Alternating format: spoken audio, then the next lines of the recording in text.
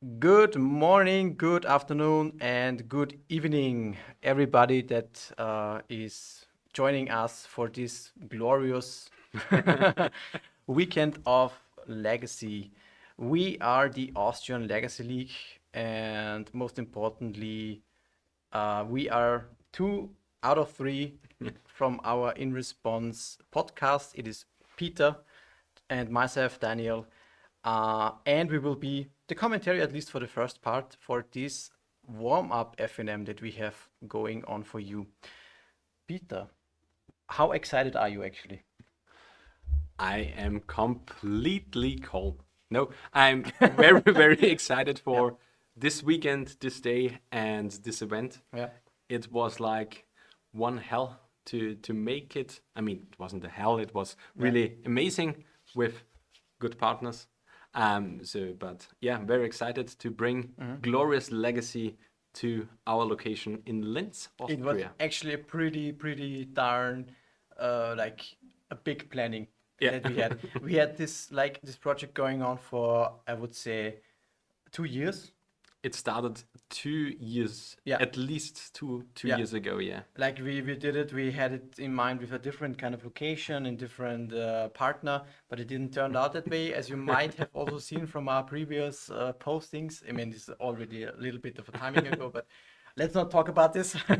talk about the exciting things. Yes, we And- managed to do this so in our local game store in Linz, which is our, I don't know. It is our place where we have our seasonal leagues for Legacy.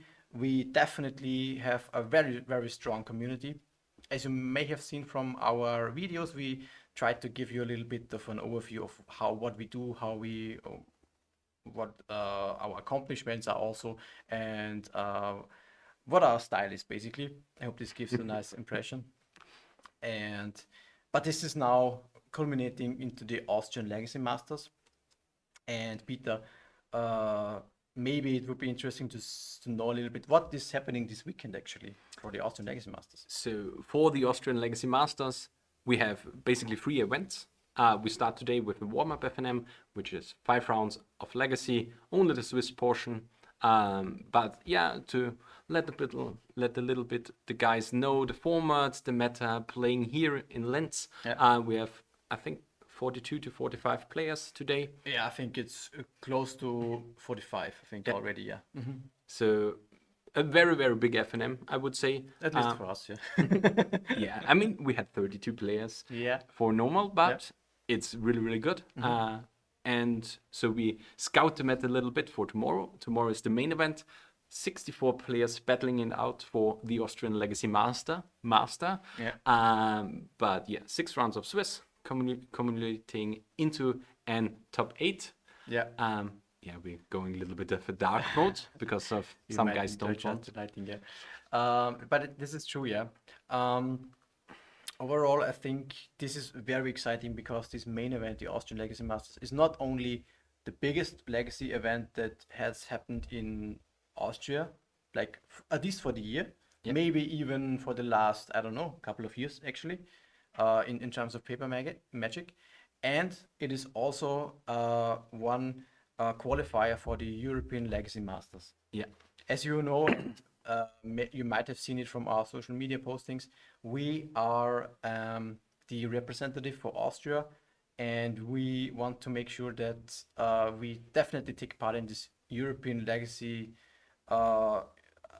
like amazing thing that is going on, together with the great organization with the Italian guys mostly, and also of course all the other reps around Europe. And yeah, we are giving 1 slot today, not today, but this weekend for the main event. The winner can be invited to the Elm that is happening in September this year in Bologna in Italy. Exactly.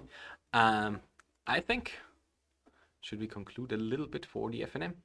Yeah, we just We have a little bit of time left. There's, yeah, so that you know, our event will start soon. We have just witnessed that the pairings are up, so players will just take their seats. We can just have a look at who is actually being on our stream for the first round, and then we just set everything up, and then we can smoothly into the first round. But first, we have the Sunday events that we can shortly tell you guys about. Yeah. It's on the Sunday, we have 6 rounds of Swiss yes, for a classic event, basically. And yeah, we have now the seating for our players. We have Andreas Leopolds Eder versus Mario Lanz.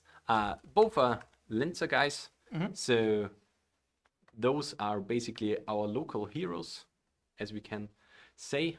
We don't yet know the decks they are on, but this is true. could be soon. We might need to gather them from our judges, or maybe we can have a look at if they send it, because we have a kind of different version of deck list collecting. But I would say we can already go into the first match. So it's about to start. I would say let's hop in. We can show you a little bit of an in-between video, and then you see yourself for the first round. So stay tuned. We will start shortly after. He has made a All right, we are back for the first round of Swiss, actually. It is again Peter and Daniel here from the In Response podcast, and we will guide you through all the matches. So as we can see, Peter, we have Andreas Leopolds Eder against Mario Lanz. Both are actually local guys for our Austrian Legacy League. They're playing against each other. We have Andreas on Lanz, and Mario is on Reanimator, actually. What do you think about this matchup? It will be quite a fast one, actually, I Yeah. think. Could be. For game 1, it depends a little bit on the die roll. But yeah, if Mario Lanz can navigate his hand around basically a crop rotation, he should be pretty much fine. Do I think he has... because sometimes there are guys that play for Sphere in the main deck, but the Spheres of Resistance are in the sideboard for the Lance player. So I think game 1 should be definitely on the side of Lance Mario. Yeah. Could be very easy because he's not a lot of really strong interaction against a combo from Mario. I think the crop rotations are one of the best that he can have access to, right? Because just getting Bujukaborg is like the earliest interaction on turn 1 that you have. Maybe a Pithing Needle, it's a one-off that you can fetch for with Saga. Pithing Needle on Grizzlebrand is fine, but basically have the Boseiju for the animate, the animate that. Yeah. But then it's basically out of interaction. Yeah. You know what I think is one of the best. I mean, the question is, like, a Maze of If can actually also pull a lot of weight, right? Because if Mario cannot really attack with one creature, he has a lot of time. But one of the cards that he really wants here is Archon of Cruelty. Yeah. He still gets the attack trigger. He Yeah. still drains some life. Yeah. He gains card advantage, can play a Grief or something like that afterwards. So you can really keep the hand empty of the Lance player. Yeah. So, and it's also a card that doesn't get hit by and Caracas. So, and yeah, it seems really, really bad here. But yeah, for game 2, you basically have the Grafdigger's Cage in the sideboard of the Lance player. You have the Spheres that can slow it a little bit down. You have a Force of Vigor if you really want to overboard here, and the 3 Endurances in the sideboard. Yes. But yeah, I think it's how to navigate through the hate for Lance Mario, but I personally would say Lance Mario is overall favored. I think also so. It is pretty difficult. There's also a lot of interaction.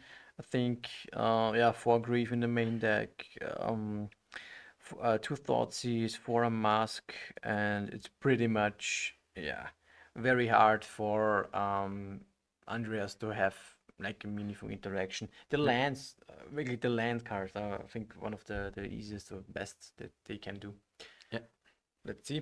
I need to make sure. I think they have to wait a little bit because there's like a little bit of an announcement, an organizational stuff going on. We will wait for them the round is actually officially starting, and then we can go into the matchup. Yeah, it's just a small introduction from our CEO of Phil. He will just talk the guys through the tournament, how it is structured, Yes. how it will pan and play out. And yeah, will be an interesting 5 hours for us. Yeah. Definitely. Will be, yeah, hopefully a glorious day. Or a glorious weekend. Or a glorious weekend. Hopefully a glorious weekend. We need every single day. Yes. And I mean, pre-registration and everything really went really good. So, And the round started officially, at least the timer. It is not a question. I think they can start. Yes, perfect. So they can have a look at the opening hand, make mulligan decisions. And we saw a crop rotation now in the hand of Andreas. yeah, I think one of the best cards, if not the best card. It is not safe against discard spells, of course, which is a big problem. But it's definitely maybe one of the better things you can have in the hand, in the opening hand. How is it actually in the for Andreas in terms of Caracas? There's Wastelands, of course, but yeah, not really. I actually don't see any. Yeah. I think there's no Caracas in that. Could be. Yeah, a Caracas-less lands list. But Yeah. I mean, it really depends on the meta. Yeah. But personally, I would play one. Yeah, of course. It would be one of the better things. Also against control, maybe you have these Oros that are flying around everywhere. And Minsk and boost, so you can bounce the boot token. He has a lot of utility against a lot of different matchups. And usually it is also one thing that can be grabbed quite consistently through crop rotation or life from the loam. All these things are very important. Yeah. They both kept, and Andreas plays his first land. I think it's in Horizon Canopy. I'm not sure. No, it's a wasteland. That's just a wasteland. Okay. Okay. It should be the secretly a wasteland. Yes. Can't play guys normal cards. At least it's not a Fortnite card. Yes.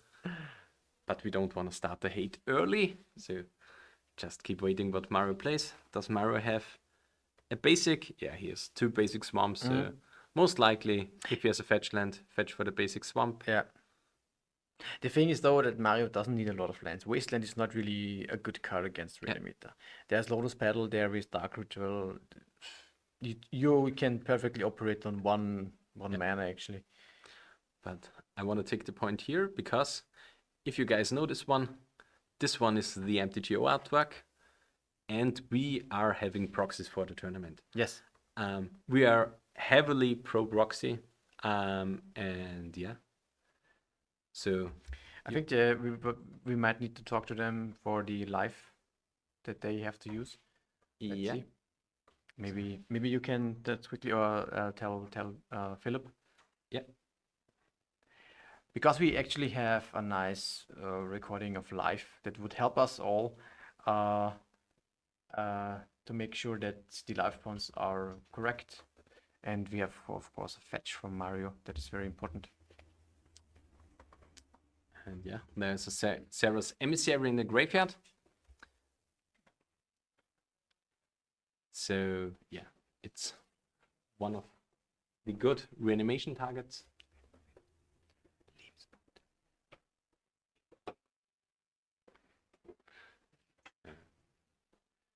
Yeah. So we have pitching grief. Okay. Double crop rotation. Double crop rotation is good, and there's also an open mana for that. Very strong. So Mario actually needs another piece of discard spell. Otherwise, or two kinds of entomb effects, whatever. Personally, if he doesn't have another discard spell, there is point in taking the Piffing Needle. It's the Piffing Needle, okay. Wow, it's actually a pretty good hand, right, from Andreas? It's really strong. Yeah. Because you basically can negate the card draw from a Grizzled Brand. Yes. I mean, it's not that strong in the sense that it stops the huge flyer. Yeah. But if you can go for a faster Mario Large, Yes. it makes sense. But here, I would really like another discard spell. This is a basic swamp. Safe from Wastelands, but Wasteland did already its job in destroying the Badlands. Yeah. Andreas is now, I mean, he has interaction, which is good, but now what is very important, okay, yeah, this is good. This is like the engine that, yeah, it's somewhat of a threat. Yeah. It's It opposes a small clock Yeah. for Mario here. He needs to force out the Bojuka Bog. If you one thing that Andreas can do to make multiple Bojuka Bogs as protection is like to wasteland his own Bojuka Bog to rebuy it with a life from the loam. Which would But be then good. it's always sorcery speed. It's sorcerer speed, yeah. It's of course not the best, but it's still fine. Yeah. I personally would here, I think he has an animate dead. I would use the Dark Ritual for the animate dead to force out the crop rotation. Yeah. Because then you basically have no interaction in your turn again, and I think it would be Pretty good. pretty good, yeah. Oates Saga is also pretty strong for Andreas. I think he really needs to pump out a lot of constructs and get into the zone. Just start attacking. What is the hand here? We have double Dark Ritual, we have an animate dead, and a reanimate. We only need an entomb or an entomb effect. He has grief, but yeah, and he's still missing some kind of discard spell. Otherwise, I mean, you could. I mean, discard spell doesn't do anything because he now has his recruiter on board. Yes. So that's the problem with using the crop rotation if he has multiples. I mean, he didn't have the Elvish Reclaimer, but it's Bojuka Bog is only a one-off, so it's a one-of kind effect. But let's skim through the deck list. Maybe he has also a 2 durable target for the Urza Saga here. He has a Soulguard Lantern. Okay, yeah. So we will for sure see in 2 turns a Soulguard Lantern also on board. Yeah. So Soulguard Lantern is also really good. So it's basically a 1-turn window now, I think, for Mario to do something. Yeah. Also, you used the Elvish Reclaimer to sack the fetch land. To gain another thing. To get the Yayumara. Is this a Thespian stage? I think so. It could also be representing Married Large, actually, for the end of the turn. Yeah. He can go for crop rotation. He can go then for Dark Depths. And then he would have enough mana ready for Married Large token. So Mario really only have this turn now. And his best answer for Married Large is Sarah's Emissary. Yeah. He needs to go for that, which is good. This prompts Andreas for using the crop rotation or the Elvish Reclaimer, which buys Mario another turn. Okay, crop rot Bojuka Bog. I think I would have. Okay, yeah. But I'm okay. He has another Thespian stage, so he doesn't care about the second one. That's fine. And he can still sack end of turn away or make a construct token. Yes. And I think construct is fine. You could go for Elvish activation also, but I think overall it's quite okay. Yeah. So Mario needs to rebuild his graveyard. Makes another token. And with this, he gets the second token. He gets the Soulguard Lantern. Has 2 3/3 out there. Yeah. And the question now is. Soulguard Lantern is another. I think this is now pretty hard for Mario because he cannot really interact with the Soulguard other than just forcing it to being popped. A discard spell actually does not do anything at the moment. And he's facing pretty soon a Married Large, most likely. Oh, and he also has to face his construct tokens. I personally would say it's game over. Yeah. It's Yeah. because it's like you have to have again the same thing as the previous turn, which is like Yes. 2 reanimates in 1 turn. Yes. Because you have to force the Soul Guard Lantern and then reanimate the second thing. Yes. But he now has no graveyard. Yeah. So he needs like 1 discard outlet for the first threat that he Yes. has to reanimate to force out the Soul Guard Lantern. Yes. And then again a discard outlet and another reanimation Yeah. spell. That is true. So yeah. And he's fearing basically a Marad Large on the turn after. Exactly. So what can Mario draw? I don't know. He needs to have an Entomb for a thing into the Reanimate spell that pops the Soul Guide, and then he needs another another thing of those. So And- overall, it's pretty And bad. the best thing he can play Yeah. is a Griselbrand Yes. so that he can stabilize on the board, Yes. but then he dies to the Marad Large. Then so, he dies to the Mario Dash. Yeah. So Yeah. I don't think there is a single possible out here. Yeah. I think he only has one turn left. Also. Yeah. And Archon does nothing because he has a lot of tokens to Yeah. stack here. Yeah. Also, Griselbrand is pretty dead. Okay.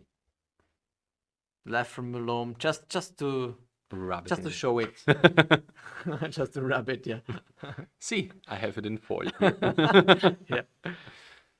But yeah, I mean, Andreas' deck is always really gorgeous. Yeah. But really hard to commentate on because like always special art. And yeah, we see the game 1 concluded. Game 1 concluded. And viewers, do you see this here? We have a dot here on the top left, which says game 1 was won by Andreas. So they go into sideboarding. How do you think about this matchup? What can Mario bring in to improve this kind of I don't know, nightmare almost? A Doughty Voidwalk because it shuts off its opponent's graveyard. I mean, it's really a question because normally when you sideboard with a combo deck, Yes. you want to kinda shut off the pieces that destroy your combo. Yes. So you don't really want to play something like a Fairy Macabre or a Walkwalk or something like that. The things I really look at are the 4 show and tell. Yeah. Because they basically dodge the Endurances, the Bojuka box, Yeah. the previously seen Soul Guard Lantern. So I really look at the show and tells. I don't really think you want to have like Wear a Tear, Dismember, Serenity, stuff like that. I mean, Magus of the Moon usually Magus is pretty good strong. It's against pretty good. lands, Yes. but You wanted do you really want to have a Magus of the Moon against lands? Yes. You think? Yes. This is one of the matchups that you actually have it in the sideboard, I think. Okay. Yeah. Because it's like basically a one-off. So the thing that you want to get out your Magus is like Entomb for it. Yes. For example, you can also hardcast it. It's fine. I mean, hardcasting is the good thing on the Yeah. card because like you can play with the Lotus Petal at turn 2, Magus of the Moon, which shuts off a lot of stuff. But yeah, we will see if it gets boarded. I mean, Ionia doesn't really do that much. I mean, you can play Ionia on black. No, I don't think so. It's I don't think so. I would really have a look. show and tell and look at Magus. Show and tell Magus Void Walker also, I think, Doughty, because this is a natural threat kind of, and it deals with a lot of graveyard shenanigans that Andrea says. What are the cards that you look to bring out? Because I'm really I don't because know what this. the list in Reanimator in the combo shells is like what are the cards you are actually allowed to bring out? Because I think you have personally to would shave, think right? you have to shave on the reanimation thing. Maybe Exhume or Animate Head is the thing you want to shave on because like you bring in the show and tell. Could be, yeah. And yeah, we have only one blue source, which will be interesting how it fares up against Wasteland. But Yeah, you just have to fetch for it when you need it. You have to keep up your fetch lands. Yeah. For that, when you get to the show and tell plan. But just to look at a little bit on the land sideboard here.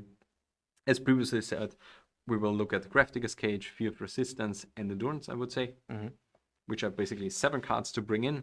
And I think the cards that you want to bring out are like Minsk and Boo, Sylvan Library, just the slow cards. Yeah, you have pretty easy cards here. I don't think you need a Shadow Spear, I think. No. It doesn't really Shadow do Spear. anything. I think you want to board out Bachuka Bog if you want to lose. No, but a Field of the Dead basically seems like a good card because it's not really a win con, which is therefore, and yeah. The thing is, Mario has like 4 show and tell. Okay, that's good.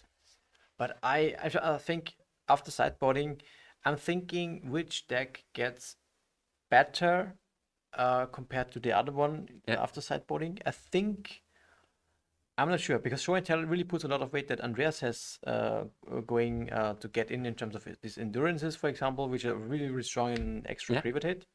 But if it doesn't have show and tell, then I think Andreas has a lot more now after sideboarding.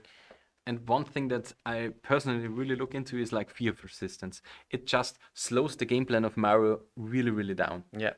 So I think if Andreas can start off of a Sphere of Resistance, it looks good. Yeah. But yeah, will be interesting how it fares off. I think so too. But yeah, you have the Maze of Ifs to slow him down, and yeah, the one big thing that jumps into your face is the big 2020. Let's see how. I think it's already pretty good for Andreas that he won the first round, the first game, because I think Yuri Lance is having a hard time in game 1 usually against this.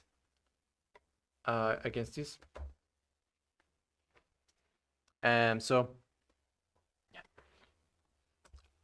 I think up to game 2. Yeah.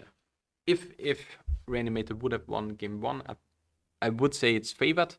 But yeah, with it's a losing game 1, I think it's very, very down. Because you have so much interaction and you heavily, heavily rely on the show and tells. Even to the point in asking yourself, is it okay to sideboard the Pyroblasts? No. it's like the only real win condition my opponent has is like resolving the show and tell. But it really fares bad against this card. Yeah. This would be a classic example of overboarding and overthinking. Yeah, exactly. It's like sometimes that is completely fine to do something because you have to sideboard against your sideboarded opponent. But I'm not sure if we should do it. I mean, it depends on the cards you can bring out. If there's a lot of things that you can just cut, why not? Why not in that case? But there is Cage, there's Endurance, there is Fear that are probably better and make more sense and should come in before Pyroblasts if you really, really want to go for that. Yeah, if you basically play like a playset of Sylvan Library and a playset of Minsk and Poo, it would make sense. But would you play a playset of Sylvan Library now? That we have a nasty little orc jumping around in Legacy? I don't think so. But this would be a bold move. Yeah. Only with Shell Dread. Yeah. Crop rotation, again, for Bachuka Bog. And it happened so fast that I didn't even see the reanimation target. I also don't know. I think but it was pitched to Fifth Looting on turn 1 by Mario. Exhume. But the thing is now the Bachuka Bog is now gone. So now, from this point on... MVC and a Tomb in hand of Mario. So he pretty much is set up now for the turn of 3 when he draws the second reanimation spell. Even with the third land to go with either Exhume or Animate Dead. Yes. But we have, I think, a Life from the Loam in hand for Andreas. You now need basically only a Wasteland for you can also sack the Bachuka Bog to the Evolution Gamer. Then recur it. I think Mario has to be fast. It's just, I mean, he also... I think it's a fetch land in his hand. So. Yeah, he's down to 2 cards already. And the thing that Faithless Looting is also exiled is pretty huge. Yeah. Okay. Okay. Another Married Latch. He Okay. points out his nice alteration, I guess. Yeah, it has a cool hat. Yeah. Married Latch with a hat. But yeah. The question is now if you don't really want to use the reanimation thing. But the thing is, have you seen an endurance in the hand of Andreas? No. I also didn't spotted it. And do you know what is tilting? When your Married Large player puts 1 dice on 6 and 1 on 4, you should be clean and put it on 5 and 5. Why? I think so. But yeah, it depends on how you see it, I guess, because at a certain point, for me, it's always you fill it up to the maximum and then you start with the next one. It's not 5/5 for me. I would also probably, but for symmetrical reasons, it's of course 5/5. It would make sense, yeah. But yeah, we have now the combo on board. I'm not fast enough to spot if there is an endurance here, but yeah. I don't know if it matters. The thing. Mario has nothing in the graveyard, and he is down to only 2 cards, and he's Oh, it's a Werther in his hand. yeah. Werther doesn't really help. Against what is Werther here? Leyland of the Void? Maybe he expected it, yeah. Or to clear a Solgar Lantern or an... Or Grafdigger's Cage. But Yeah. I'm not sure if you should want the Werther. It seems so narrow. Yeah. Maybe he didn't even bother to show and tell in. Yeah, this would be bad, I think. You Yeah, really it need to would show and tell. it would be bad, but I think it would make reasons with the other sideboarding choices. Yeah. Because then you have to clear the Grafdigger's Cage and stuff like that, because you need to force the stuff through the graveyard. Exactly. And by the way, we have set up for our chat a nice little command that is just exclamation mark score. So we can just demonstrate you. That just leads you to our basically Scoreboard. standings, scoreboard, whatever. It's for this event. It will be updated for each day so that you can have a look at the current pairings and how people are faring. Okay, he entombed now for a Faithless Looting, which makes sense. Mm-hmm. I mean, he only has I think another land left in his hand. But maybe he draws a Fatty and a reanimation spell. Yeah. I mean, it's a cute little thing you can make. Yeah. But yeah, seems like nothing. Yeah. Okay. Seems that Andreas takes it cleanly 2-0 for this match, and which sets him up pretty nicely because I think in this kind of meta game and field, one of the worst matchups you have are combo decks like Reanimator or I don't know Storm maybe, and when you get out of the way already, I think you can be pretty happy. Yeah, Lance is really, really good against the slower and the fairer decks. Yeah. And Reanimator Storm combo that can really do something really, really strong on turn 1. Yeah. It makes sense to get the matchup out and win against it. Yeah. Even to the point that the Lance players are now a little bit divided. Yeah. There are basically 2 lists floating around, a slower list, and 1 list that plays a playset of Sphere of Resistance in the main deck. Okay, yeah. To the point in hating out combo. And I mean, Sphere of Resistance is also really good against the slower blue decks. But yeah, Sphere is a main point nowadays in lane strategies to basically slow the game down where you can win with Wasteland and Barren Large. Yeah, agreed. And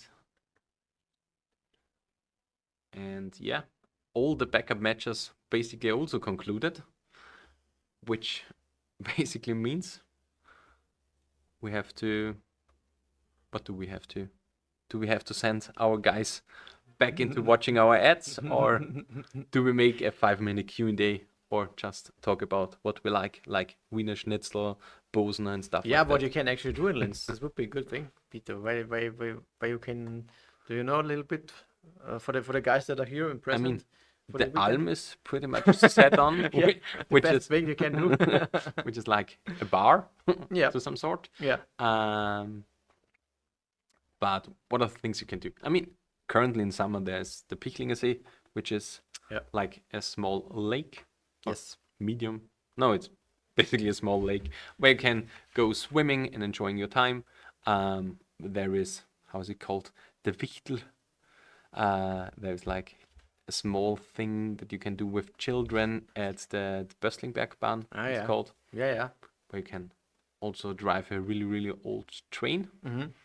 But what can A we do really, in really that? old trip. Yeah, yeah, Yeah, it's basically an old one. yeah. But then you have like the Ars Electronica Center, which is like an really futuristic museum, I would Yeah. call it like that. Exactly, Very yeah. technical. Mhm. And I think overall for the structure of Linz, it's pretty nice that we have like two little areas. We have the south area and the north area, and it's divided by the Danube, which is pretty nice in terms of um, like going for a lot of locations that are located directly the Danube. We have a lot of like boats that are there, and there are even restaurants on there that you can just Yeah, attend to and that's have, true, that's true. have a couple of drinks already there, which is also great. And what's also really impressive in Linz is like the musical theater we have here, Yeah. which is basically nowadays one of the best in Europe. Mhm. We can call it. It won Yeah. a lot of prizes with their own musical interpretation and stuff like that, Agreed, yeah. which puts it a little bit on the same height as like one in Berlin, Munich, and stuff like that, which is, we can call it like that. Mm-hmm. And so if you are into that, there is something going on. There's currently the musical of Dirty Dancing here. Ah, okay. But not with the original cast. Or Not whatever. with the original cast. Apparently, the two main actors hated each other. Yeah, yes. Because like the main actor smoked really much, Okay. and she really hated kissing him because he basically stinked. Yeah, I can understand that, to be honest. But I'm not into that. So You need to, I don't know, I guess for smoking, I'm more heavy on the beer drinking in that sense. And I think this is a good thing. We can actually show you what we have done for the Austrian Legacy Masters. If we can see it, we have made our own brew. It's you can actually focus on it. Whoop. It's yeah. You can get it here at the venue. If you come in traditional Austrian clothes that me and Peter Should and we show it Ottokast- off? Yeah, we can show it a little bit. So these are actual lederhosen, as we would say. And this is important because you can get a free beer if you attend to the venue and grab one of those. It is a Zwickel style of beer. which is like unfiltered, Unfiltered, absolutely. and it tastes a little bit like an IPA. Yeah. And one special little thing is we have like a magic card flavor text on the right side. Maybe one of you guys know it, but I will try my best to rhyme in English here. It's like 3 little goblins enjoying their brew. One bumped an ogre, then they the 2. That's the philosophy of the weekend or what? Yeah, exactly. Bumping ogres. Yeah. But is there actually Or a may- playable ogre here? Yeah, ogre not, but maybe more orcs, you know? Is the new 6-drop that has swamp cycling an orc or an ogre? I think it's an It's a troll. it's a troll, yeah. Yeah. So we have trolls and orcs, but unfortunately no ogres. But we have ogres in our beer, so that's fine. We can live with that. It's really, really good. So, yeah, we have 20 minutes left for the round. Maybe we can have a little bit of introduction because we have our CEO of our Austrian Legacy League just hiding behind the stream. He will come into the stream anyways. when we switch around. But maybe we can just quickly introduce yourself if you want.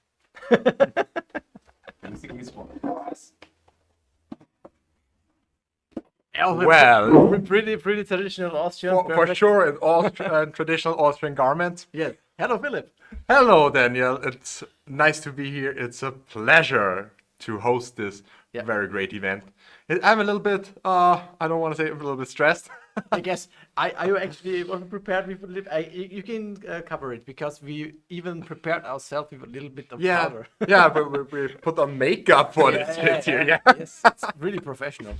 I mean, we do our best. So we hope you enjoy the stream, and we will bring you perfect competitive legacy the whole weekend, Yeah. and just with us three guys, and Exactly. maybe even some international special guests on stream commentating. So we can take a little break tomorrow sometimes in between rounds, and yeah. So far, I think the event has started pretty nicely. There's not. I mean, we have got a little bit of delay, but it's normal. It's fine. Yeah, I think a quarter of an hour of delay for an event Yeah. is pretty normal. Okay. But how many people are actually now playing? I think only. Did we reach? Yeah. Okay. It's 38 players, right? 38, yeah, It's 38 okay. players. That's actually one.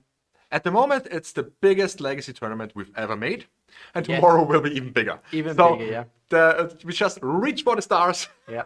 And tomorrow will be definitely the biggest legacy event in Austria. Even Yes. at least this year.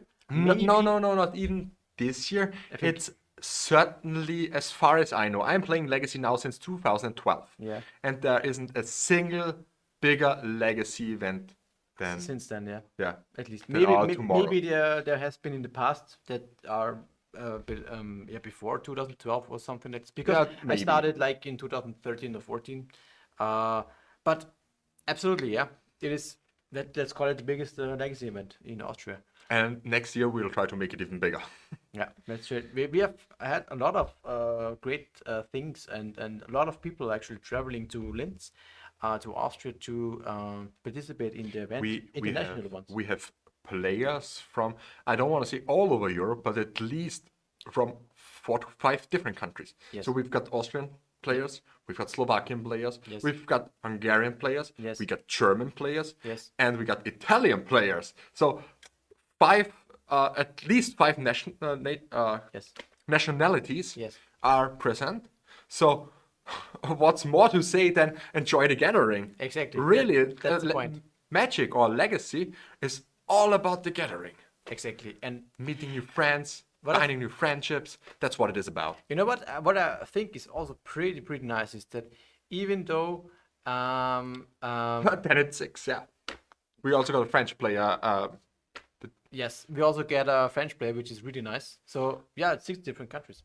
What I think is pretty nice that even though the Pro Tour is actually happening in the same weekend, Oh yeah. we still have actually made our main event full. We are completely full for that.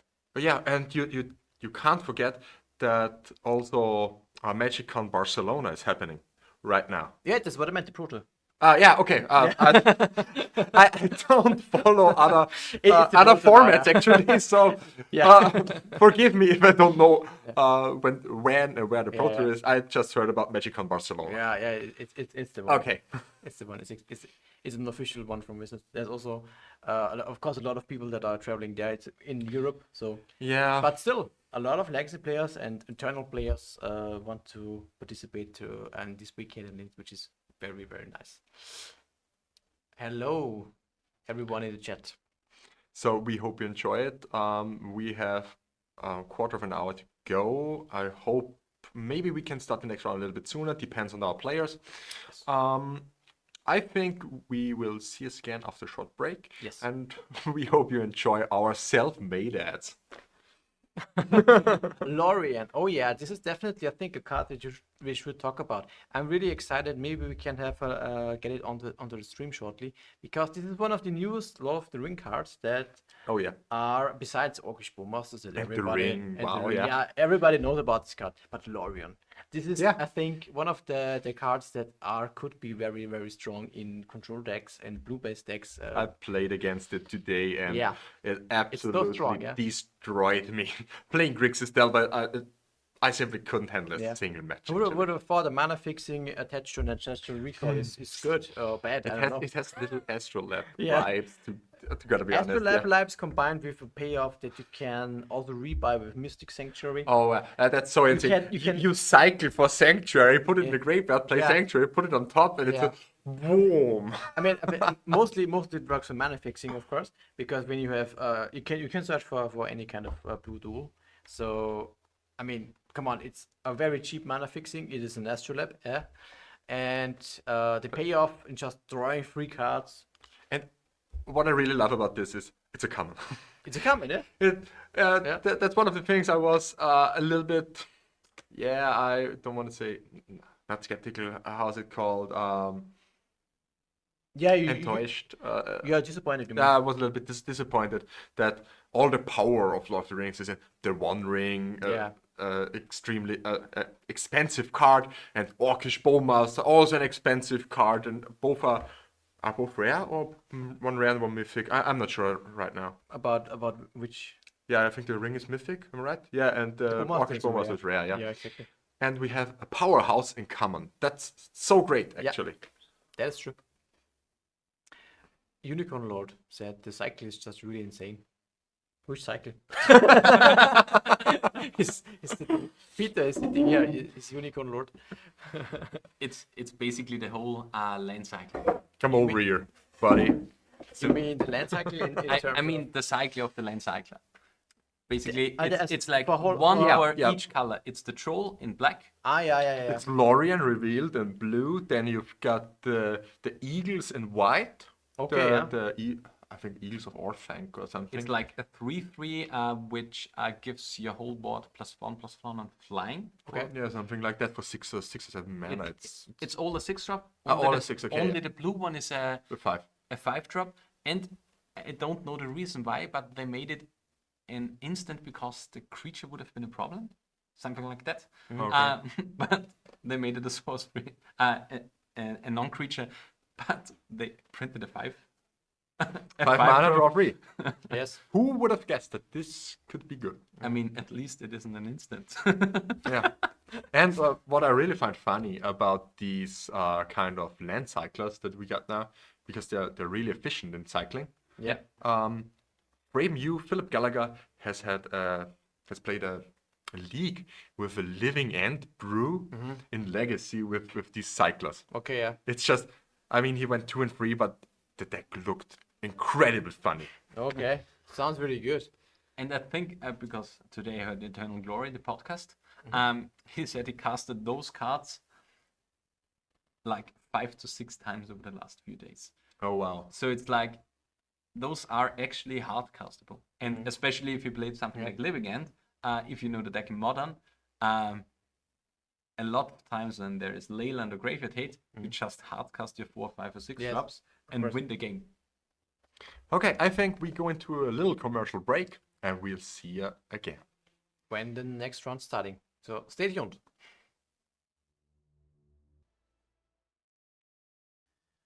Hello guys, we are back and we have our first round almost finished. We just wait for the last couple of extra turns to be played. I think it's only one red match remaining, and then we can head into the second round. Already pretty nice, I think. How is it Yeah. going so far? Yeah, I think so too. I mean, I've looked after the boys above us basically, Yeah. and it seems everything is all right. A lot of matching was being played and currently is being played. Yes. I mean, only for 2 guys, but 2 guys can have fun. But yeah, it will be kind of interesting for our next matches. I really am thoughtful about the new Lord of the Rings cards that we can Yes. see in the near future, because our first match. None was being played. No, actually, no new cards, right? I mean, can you play the troll in Reanimator? I don't think it's. I mean, it can. It is okay because it cycles itself, Yeah. so it's kind of an attune plus threat in its own. It's good, and it is also not a legendary. But it doesn't impact. It's not. It's not a creature that is. If it gets reanimated, you don't win the game naturally because of it. And one thing that's unfortunate, I would say, is like it doesn't win you the game in 3 turns. Also not, yeah. Which I think it could be way more playable. It has like 7 power. I mean, No, and I think for Reanimator, what the requirement is for the threat is that if it sticks, if it comes into play, you should already win. yeah, And if it's not the case for whatever reason you need to attack, Yeah. then at least for really the next turn you should be completely you should be winning. That's the requirement. And Archon checks this mark because of the triggers. yeah, You get so much value that the opponents cannot really keep up with that. And Grizzlebrand is obviously a value machine. and the Trax is basically a refill. This is also a value machine, yeah. Yeah, and then we basically have Emissary and Leona, which are huge, Yeah, they are basically kind of lock cards shake-ups or lock cards. or yeah. hate cards, yeah, exactly. But let's see, what do you think is looking for the meta game actually? How do you see it? Do we have a lot of control decks or combo decks? What do you think is the legacy meta game? It's just thinking a little bit. I mean, currently, I think we have a very, very big variety. I think we are again a little bit more, I think, on the blue side of things, because I think personally, Grixis and stuff like that got a huge bump. And I mean, black as a whole, as a color, got a huge bump with Bowmaster. I mean, one card that was really present actually for black, or was a main drive for black, was Snufford. Because like Snufford killed everything in the format. Yeah. Do you know what Snufford doesn't kill? Yeah, The new black threats that you want to Yeah. kill, because like black is such a big color. Yeah. So Snufford was like a 3 or 4 off in the decks, because like black was not being played and just the removes. Well, nowadays you have only 1 or 2 Snufford. But back to your hardly any actually sometimes. hardly any, yeah. But yeah, I think Grixis and the Shell and Control got a huge bump. I think we have a kind of traditional metagame in that sense, back to the thinking of like Grixis Delva with Dreadnought Arcanist, because Arcanist and I think Thoughtfeast and the format looks kind of similar, because then you have like the old check pile with the 4-color control chance. I mean, the cards are way different, but the color combination and how the meta a little bit plays out, because it was also slow. You have to wait out your opponent's threats to play reactive magic. Exactly. But here, what I really like is that we have a little bit of different metagame or feeling, because the orc is not like an Arcanist. It is not a threat that if it sticks, you win the game. It is a card that actually is sometimes not so good when you play it early, because it is very reactive. And the second Bowmaster always beats the first one, for example. Therefore, I would say it is not so clear what the card will do in the long run, but I think it's just a very, very nice, very strong, impactful card. A lot of people have already talked about it in terms of, banning it, let's say, let's call it out. I'm not sure if it's, I definitely don't think so. I personally would also say, currently, we can't really evaluate if the card gets banned or not. Yes, that's absolutely the case also, I think. But I think if it is like a main drive and a really, really too big kind of a player for the format, we will see it in like half a year or so. Yeah. But currently the format looks really, really fine. And yeah, I kinda want to see how it shakes up. But maybe we will have to card here. So we have Aria. Yeah, we have the 2 deck lists. Do we see any of the cards? No, we have a personal favorite of mine. I really like this because we have like 2 cards we really want to see. One card is like how's it called? We already talked about it. Lorien revealed. Yes. Because I think we have and then we have, do you know this card? It's called Phyrexian Dreadnought. Is it Grixis Dreadnought or whatnot? Hello again. Do we have table 7 on the feature table or Table 6. Uh, Table 6. Aria and and Nicolo? Yeah. And Arya plays Grixis Dreadnought or whatever. It's no, it's mono blue. Okay. It's we can call it by its traditional name, which Stifelnought. not Stifelnought. There was a Dreadnought standstill. How was it called? I don't. Dreadstill. Dreadstill. Dreadstill is the original name for the deck. So we have 4 standstill, for ponder, for brainstorm, for stifle, for daze, for force of negation, for force of will. Yeah. So is it 7 versus 8 forces? Yeah, it's 7 versus 8 forces. 3 death down, Versus 8 was it? Oh my gosh. 3 dress down, That's insane. 3 Phyrexian Dreadnought, a Piffing Needle, a Retrofit, a Shadow Spear. It's, I mean, 3 dress down before with the saga seems like. I think, yeah, Nicolo is also free dressed. Okay. So, before we go into that details, let's head into a match. It's already started. Let's see what our players are up to. We have, as you can see here, Nicolo Covoni playing Jeskai Lorien against Aria Toulouse on Dreadnought, actually, as you said. Nicolo is very known for one of the organizers of the 4 Seasons tournament that are happening every couple of months in Bologna in Italy. And he brought a really nice, let's call it brew, but it's a really nice version of Jeskai Control actually, including the new card Lorien. I'm really excited to see it. And I want to see how this can fare in the meta I'm game. sorry. And therefore, I'm really excited about it. Yeah, I mean, he plays like 4 Lorien revealed, as we talked about, which is a huge bump for the mana base. So you have like a lot of ways to shuffle your deck for brainstorm. You have a lot of ways to get in your islands. Yes. So it's like really strong. And especially against standstill, it seems amazing because it's like a way to get an additional land drop without ever casting a spell.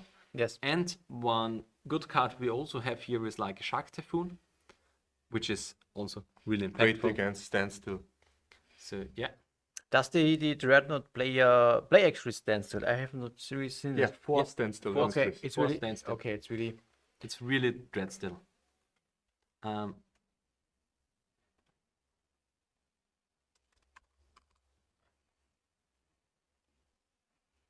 Let's see how it goes. We have a wasteland on the volcanic from Nicolo, and he follows that up to Ponder. From a tundra. Yeah. from Here Tundra. we can see the beautiful European Legacy Masters duels with Peter's beautiful picture on it. That is true. That's actually your picture, right? Yeah, it's the Kitzsteinhorn in Austria. It's a really cool place. Really nice to go artwork ski. on the. And this will be also one of the rewards for this year's ELM, I think. Yeah, exactly. So battle it hard, get your elm seeds, and get your really nice elm duels. So they just play Link Go? Yeah, all the time? Nicolo for sure wants to do that. Yeah, that's true. And Arya, I'm not sure. He's definitely the aggressor. Is Stifle, a Daze, a Force of Negation, and I don't know the other. Brainstorms. Are these 2 brainstorms? Okay. Yes, there's a brainstorm. Land Cycle. And Lorien. there it is, Lorien. It's a 4-off in the deck. Next generation Akom's Astrolabe, basically. It is Astrolab with Ancestral Recall on a stick. Not on a stick, but like in combination. Yeah, and actually playable. Because the control decks nowadays go really, really long. You have, like, as we've seen with Nicolo's list, 7 Force of Will effects. So you really have the stability in Yeah. your cards to go for the long game to basically counter all the early aggression of your opponent. Yes. And he plays 4 Nasa Part of Whales to rebuy any card disadvantage that he has. Yeah. And yeah. I find it pretty interesting. I'm not sure if Arya can really win this matchup if it doesn't provide any fast-paced pressure, actually. Yeah, no, I'm not so sure about the fast pressure. I agree with you, but this is still a tempo deck, and this deck This is the really important card here. yeah, but the deck really operates like the old Ruck Delver strategies, which is actually not aggro control, but it is more control and then aggro. So you have a lot of interaction like Stifle, Force of Negation, Force of Will. I wouldn't be surprised to see all other sorts of things like, I don't know. Yeah, Standstill is one of those things, Dress Down. So a lot of interaction, and then you just finish it off with one overwhelming card.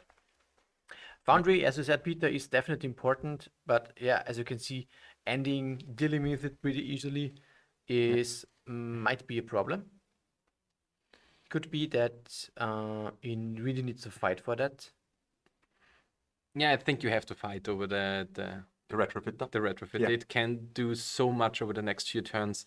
And I think he has a Force of Will in hand, so he can counter it. And if Nicolo now goes for a hardcast Force of Will, Yes. he has the days to back it up. Yeah. So I like it that the Nicolo fetch in response to Arya fetching, just playing a little bit around Stifle. yeah.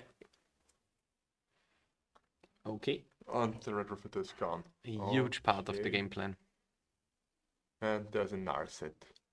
Narset is also, I think, one of the best planeswalkers in this metagame right now. Okay, this is a force. Okay. So not brainstorms, these are forces. Okay, they want to fight over that. Yeah, for sure. I mean, what Nicolo is doing here is basically tries to resolve the Narset, and with Narset he finds the Eolingas on an empty board and just hits your opponent and gains the Monarch and just wins the game pretty much. Yeah. The problem is this kind of standstill that Arya is now on the table is pretty good. If it resolves, it really is a problem for Nicolo. But you can still win with an Eolingas. You can also just ignore it, yeah. I like this. There's basically 2 strategies to play against standstill. Either you ignore it completely and play into it, or you play around it the whole time. Like there is no in between. Yeah. Basically, what your opponent wants you to do is you don't play 2 or 3 turns, and then you feel yourself Kind of pressure there. pressure to crack the standstill, and that's just always a winning game for your opponent because they are getting both. They're getting the tempo and the cards. Yes. There's a first Dreadnought with a nice Stifle. Okay. I see a lot of removal spells in the hand. And an ending. Yeah. Oh, that No hurts. chance. I mean, Now this Days seems Proof? Yeah. They drew 4 nice. Eolingas. Just a 2/2, right? 2 2/2s 2/2s. with haste. Yeah, exactly. 2/2s with haste, and he gets the Monarch. Haste and trample. Yeah. 4 Erlingas is so strong. This card is But- so insane. But the sweet thing that he could have done here with the Stifle, if he kept it up, is like it's a trigger from the 4th Eolingas that he gains Monarch. So he could have stifled the trigger from the 4th Eolingas to gain the Monarch, so he would have kept Monarch out of play. Ah, okay. That's possible. Yes. I mean, he would have still 2 2/2s. Yeah, but 2/2s are okay Manageable. actually for 4 mana. The problem here is really the Monarch. Yeah. I think even this 2/2 is a problem because Aria doesn't have really a removal spell for that. And this construct is okay. You Yeah, can- he's mono he's mono blue. blue. Okay, yeah. So these 2/2 I think are a big problem also. And yeah, a small fun fact, because you saw Niccolo searching through some tokens, and those are provided by one of our judge, by our judge. So we have like basically every token that is played in this tournament that the players for the feature table can reach. So we are as organized as the Pro Tour. Yeah, that's true actually. Head on the shoulders. We did some stuff. We really try to do it at least as good as Wizards, maybe even better. I might need to get these fourth Galingas tokens. These are nice. Are these hard to get? I'm not sure, but I just want them. Yeah, I want 4 Lingers for myself, so Yeah. I'm Do you pretty want sure to play it in Mardu, for example? maybe, I'm not sure if they are good. You could try it. Bowmaster and fourth Galingas. Nice combo, huh? Yeah. The problem I think with for Lingus in non-blue decks is like it's hard to It's get it clunky. really big. Yeah. Because like the blue decks excel at guaranteeing land drops and stuff Yes. like that. Yes. Especially now with Lorien revealed with its front and backside, if you want to call it like that. Yeah. But yeah, will be interesting. But it seems I like a get- clear win here for. There's a lot of space now to brew around. At first it was just, oh yeah, Orcish Bowmaster and the Ring, and now we're seeing even more cards like 4 Lingers or Lorien Reveal getting played. Also the Troll of Khazad-dûm, and yeah, maybe the other land cyclers will get played also, because people are now seeing the power of the land cyclers. And people just now continue to just ignore or not play Bowmaster. And maybe this is then settling to a spot where Bowmaster is just a good card, but not oppressive. I talked with Nicolo about this, Yeah. and he thinks that Bowmaster will ebb and flow actually, because it's like if people are playing a lot of Bowmasters, Yeah. then Bowmaster is bad, Of course. Yeah. and then the numbers will dwindle, Yeah. and then nobody will play Bowmaster anymore. Then people Yeah. start playing Bowmaster again, and it's like a rotation yeah, all the it's- time. Yeah. This keeps also the format a little bit flowing, which is okay. Yeah, then it will be interesting how many Bowmasters are correct to play, because it's never. Oh, Stifle on the Shark type. Oh, Which is that's, good. that's Yeah. nice. that is The good. question is now if we have the question is which of the triggers does he now stifle? The card draw or the 4/4? Okay, the 4/4. For yeah, I think it Yeah. makes sense. Just a good remove spell. Yeah. It's okay. I mean, the stifle was a good remove spell. yeah. It's I can see it. The thing is that the construct is a 3/3, and this is the Shadow Spear is good. Nazat, Nice, okay. it is strong here. Yeah. And what do we see here? Address down. Yeah, Perfect. that's what you want to draw. Yeah. Actually, Does he have how many Dreadnoughts does he have? three. He plays 3 in the main deck. Wow, this is strong.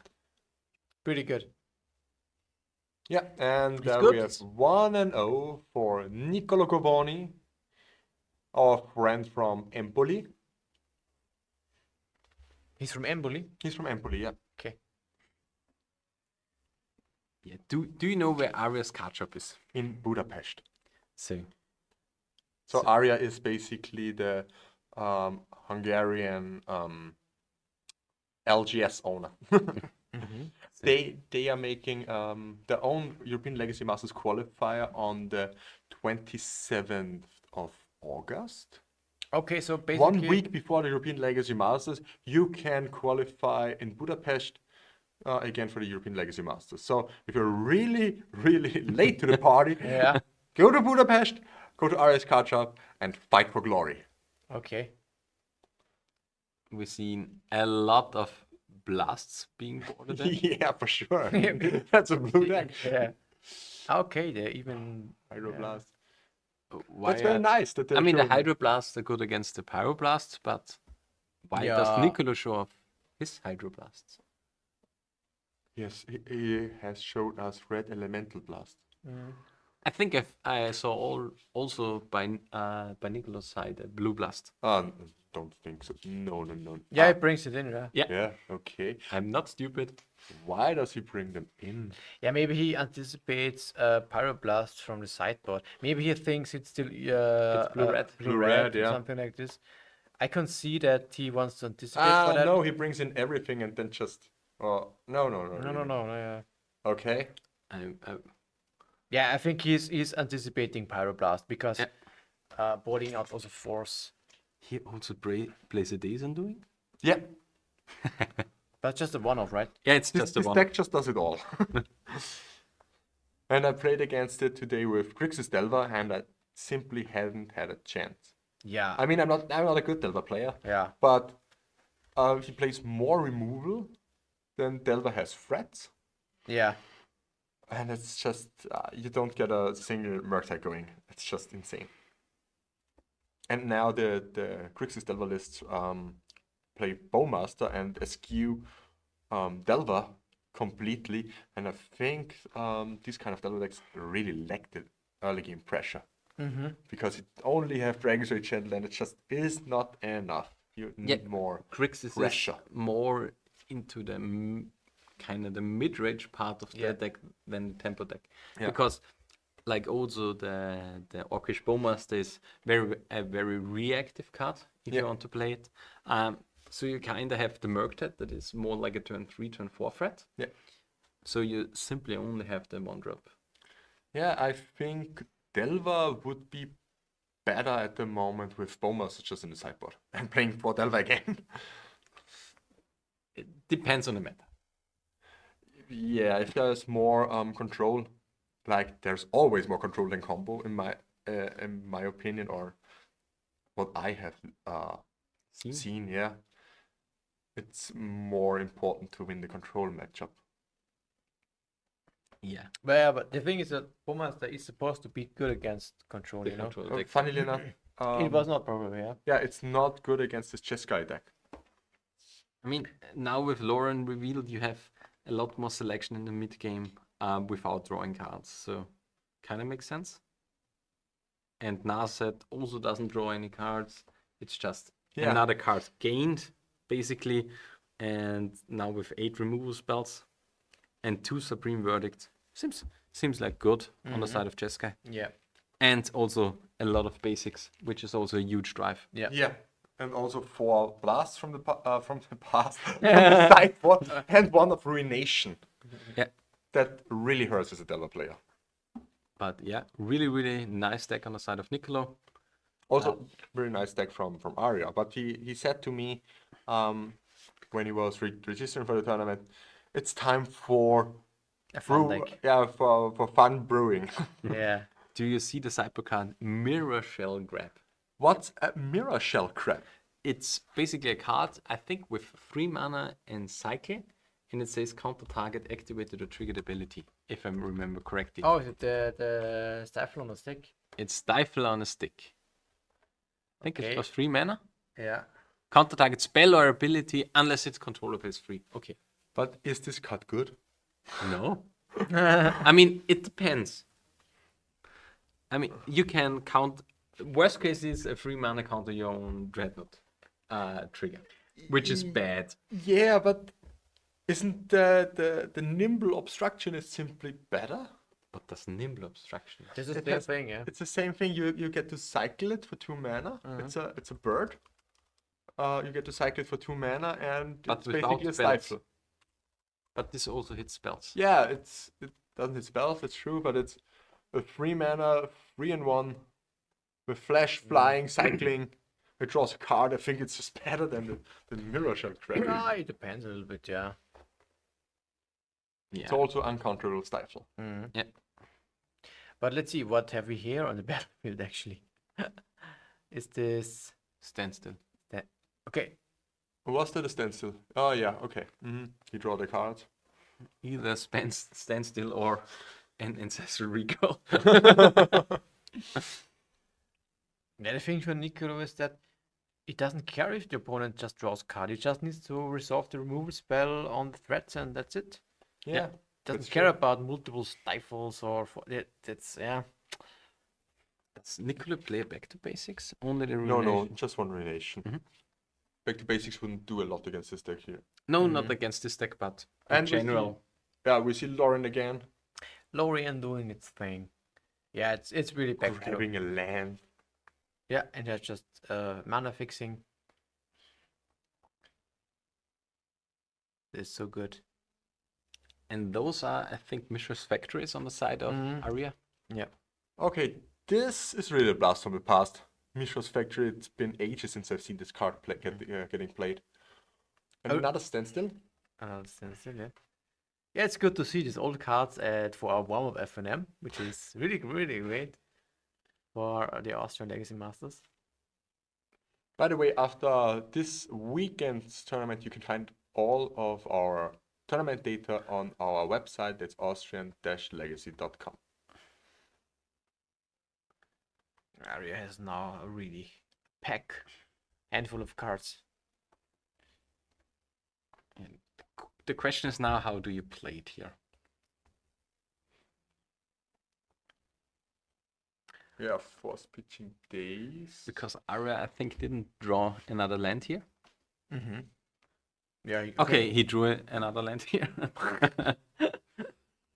I'm blind.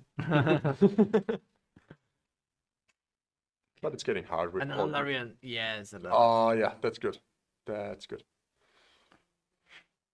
So good. Funny thing is, we see here Lorien getting cycled all the time against the deck with four stifles. Yeah.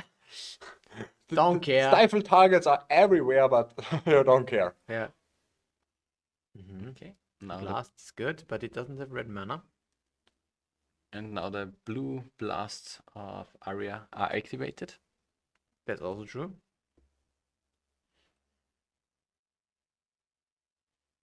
Two Dreadnoughts in Arya's hand. And the third standstill.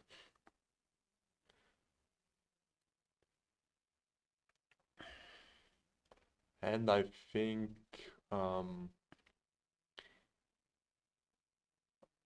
okay, he can't attack with the factory.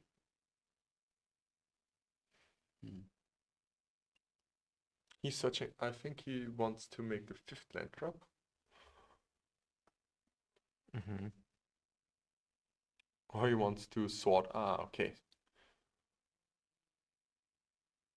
Mm-hmm. We can again fight over this. I wouldn't fight here. We've got a saga in hand. Yeah, we can brainstorm. Because we didn't have a look at enough cards already. I have no selection. Yeah. I just play standstill. Let's just sit and sharp, man. Yeah. Doesn't have a force, oh my god.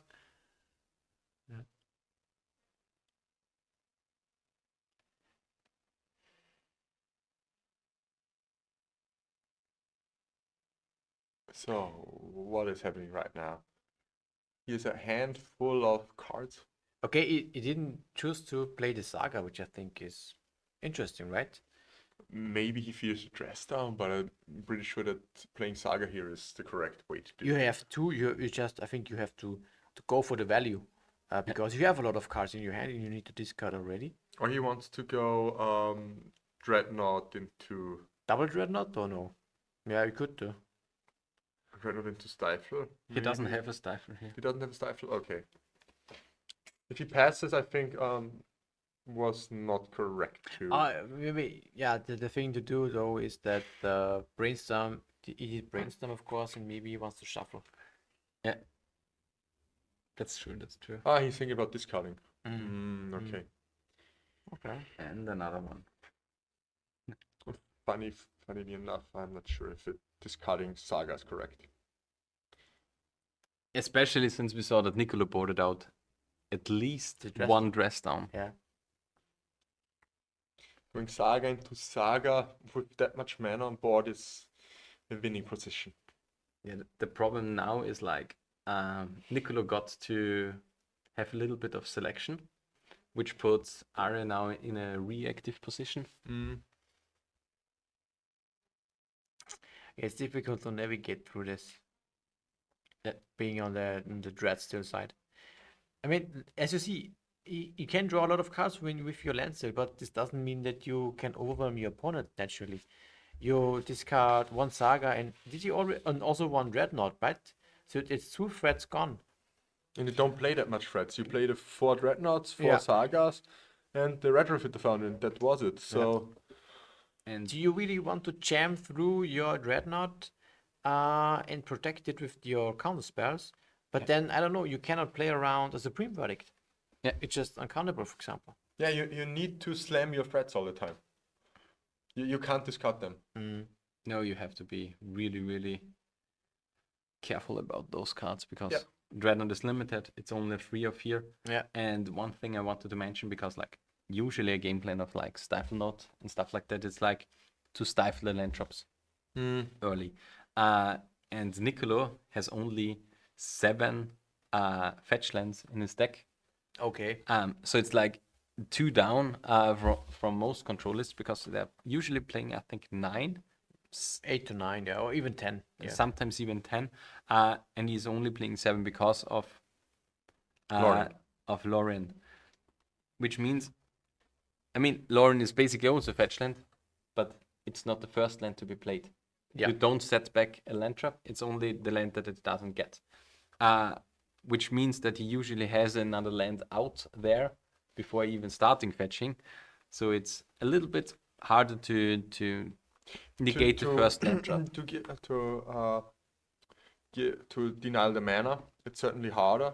But I think it's right to just stifle the Loriens. I think I think you need to do this. Especially the first one. Yeah. You simply should try to get into maybe not over 3 mana. Yeah, in this game, I think it was a turn 2 Lorien reveal cycle or something like Yeah. that. And he had the stifle in hand. So I'm pretty sure that's... So we can get the hands empty. We have a beautiful Italian volcanic island. Yeah, I'm not sure now who has photographed this, but it's a Stromboli. Which is, as far as I remember, from Italy. Yeah. That is true. That we can say for sure. And a sword and a Ah, dagger. yeah. And he got it now. Yeah, you have to do it.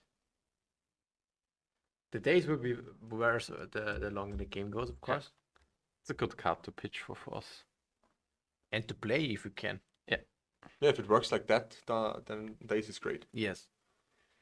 You can pump up the constructs, yeah, and this is really what you want to do. Now you search for Retrofitter. Mm-hmm. Yeah. This is really what you want to do against the opponent. You apply different threats, individual tokens. You Okay, what is this? you milk out your saga. This the idea. could be... It's a A Retrofitter? Piffing Needle Probably, it's the only thing on left. Teferi? Probably. That would work.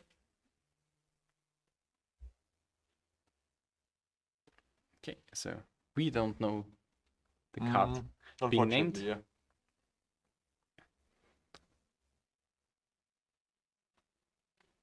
Next time we'll give our players a sheet of paper, Yeah. some with, ink. with all these promo versions, it's really difficult to know all the cards. Not only to get to know the cards, but also what is named with the Piffing Needle. Ah, yeah. Yeah, that's the real problem actually. We would need something like Dominic has made in the past, one of our guys in the local group, where he printed basically a dice with the names on it out of his 3D printer. But there would be so many names to print out, right? I mean, if you get the common 20 or something like that, you're really, really good to go. Yeah. But it seems that he picked the fairy because he ended the needle and then prior to playing The fairy, he the ended fairy. the needle, yeah. Yeah. So it seems that the fairy was the name. Yeah. with the And needle. bounce construct token, Mhm. and suddenly Saga doesn't seem so good anymore. That's why I would have kept the second one. Yes. Another Saga here would be Supreme Verdict Protection. Exactly. Absolutely. Yeah. And yeah, I mean, one thing that I want to point out here is like the force not being targeted at Teferi, because like I think he Which fought force? Which force? the force in the hand of Arya. So that you didn't force the fairy, you mean? Yeah, Okay. because like the force is now dead in hand, but Yeah, that's true. Maybe he banks on his opponent doesn't have another Removes. removal, Mhm. which certainly isn't the case. I mean he can go here for an Dreadnought and Stifelnought. But is this enough? Ah, he goes with Mishra's Factory on the Teferi. Okay, this one is good. Mhm. But I think here you have to go for the You have Teferi. to go for the Dreadnought. Yeah, that's basically what you need to do. Because what are you waiting for? Yeah, you had 2 cards in hand. You have your own force protection. Mhm. Yeah, it's very reactive strategy. I mean, it could work, but the fourth Lingus here is strong. And the Monarch Yeah. takes for 2, then draws a card. Yeah, slamming down the Dreadnought would have been great. Mm-hmm. Now you have it. You can have it, opponent. And he still has a force up now for anything. Yeah, Nicola is on 13, but there's a second fourth Lingus. Ah. The question is, do you cast it here? No, I wouldn't actually. I mean, it's for 10 power on board. Yeah, Can block with everything, you mean? Oh, the Grim Verdict. Okay, it's okay. Okay. Actually, and Dresden is so strong here. It's really fine because Dreadnought loses trample. Yeah, you know, it is incredibly strong. You I think kind of have because- to force this one here. I think he has to force it, right? Yeah. You really have to punch through now. But I think this is in the upkeep. Yeah, for sure, Yeah, it's in the upkeep. yeah. Because you can attach the Shadow Spear and trample over so much. Okay, it resolves. It resolved, he passed. Was this in Nicola's turn? No, it was in the upkeep. And then he drew a card. Mm-hmm. Go for it. Double block. Ah, it was the card from Dresdown. I'm Yeah. dumb. Okay. Double block. Ooh. Does Dreadnought have trample now? No. The double block is certainly a failure here. Oh. A mistake. No. I mean, Niccolo wants to play. Supreme He Verdict. reattached the Shadow Spear. Yeah, so yeah. he now gained trample. Yeah. That's what. Okay, Shadow Spear is that gives trample. I That's- always forget that. That's it's why trample. I asked. Yeah. I think he has trample. Then, yeah. then he has 2 double block. That's true. But he wants to play Supreme Verdict anyways next turn. Yeah. Yeah. So he can anyways double block. I mean, he could attack before that. Yeah. But now he is not allowed to fetch here. Why? He's on 4. Because of Mishra's Factory attached with Shadow Spear is lethal. Yeah, that's lethal. That's true. But he simply will play Supreme Verdict and then 4th Lingus. Yeah. I think so too. And 4th Lingus for 3 tokens. 2 tokens. Yeah, but this loses 2 days. Yeah. Okay, he plays it just for 1. 2. Oh, okay. Pass, Yeah, pass. that's good. That's strong. Very, very good game by Arya in the end. You know what would be great in Nicola's deck right now? Mystic Sanctuary. Yes. I mean, he can't fetch here, so kind of not. Well, you can do it and yeah. You can do it end of turn if he Doesn't doesn't go for the But- factory. I guess he should because I think it makes sense that he goes for the opponent not being able to fetch.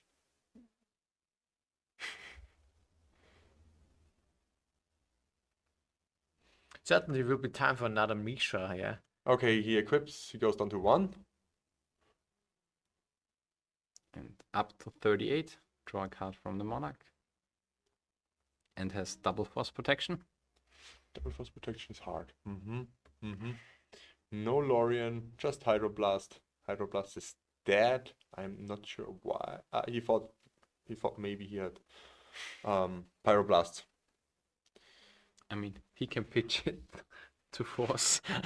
Well, yeah, that's true. But I think he bought it out forces, so. Yeah, also totally missed this. Yeah, maybe he sees it now that it's definitely a mono blue deck. Yeah. And even though Hydro stands on the card, They it come doesn't do something against They will Hydro. come out. No, yeah. no, not really.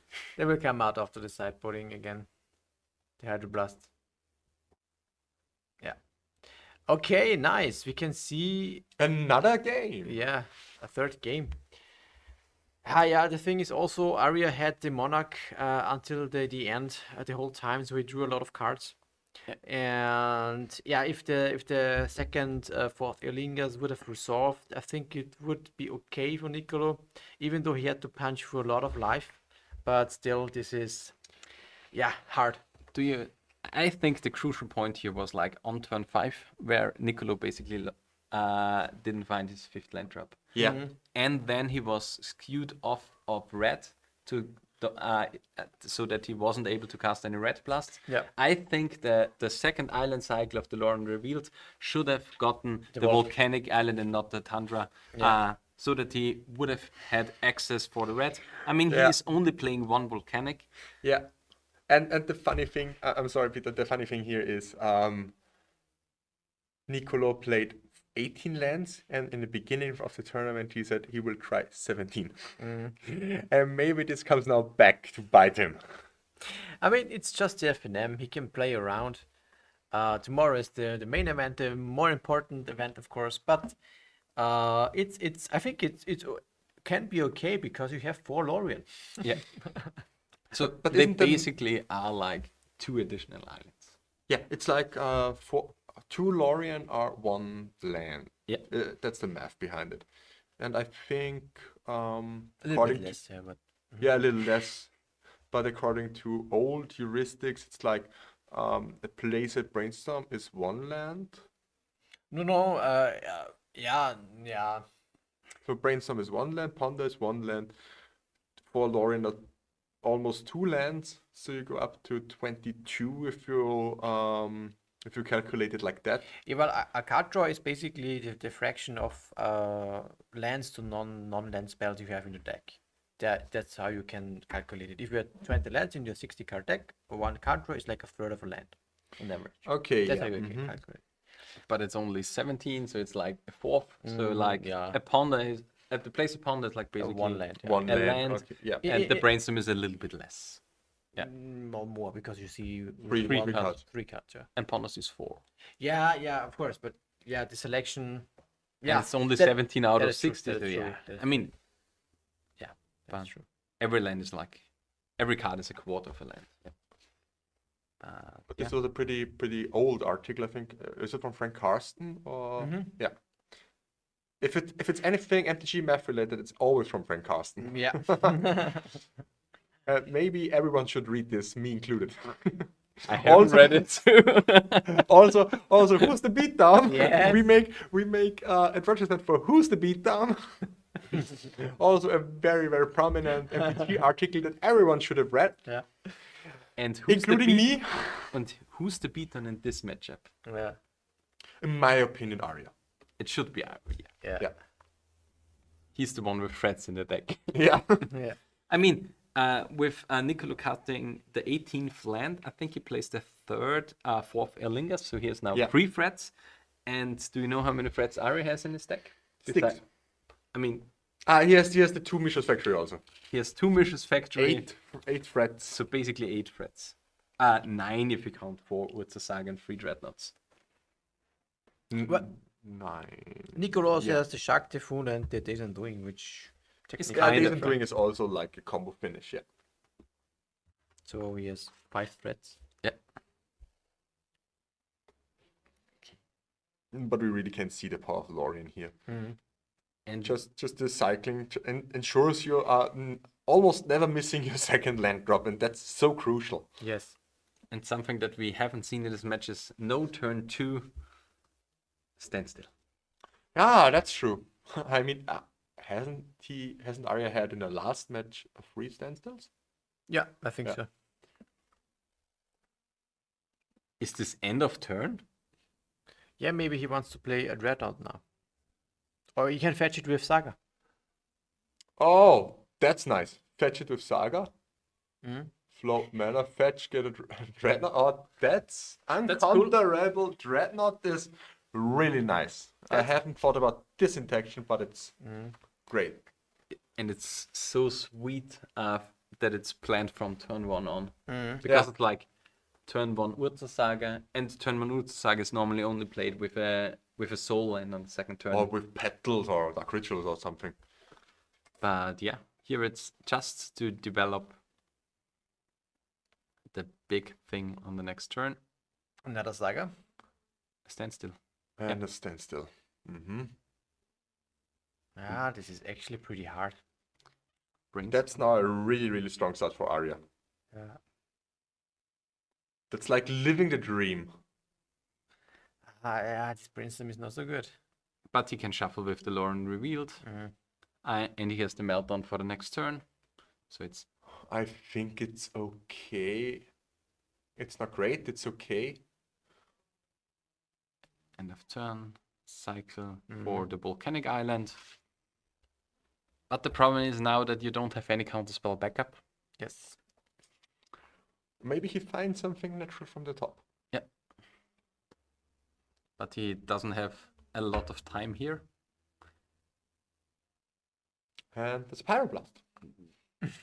With no second red. Yeah, no second red is a little bit unfortunate. Wait, this is a brain fart. This is a very, very big. Okay. Yeah, he wanted to wait for 1, yeah. Not for 0. That would have been so bad. So bad. Ah, so funny.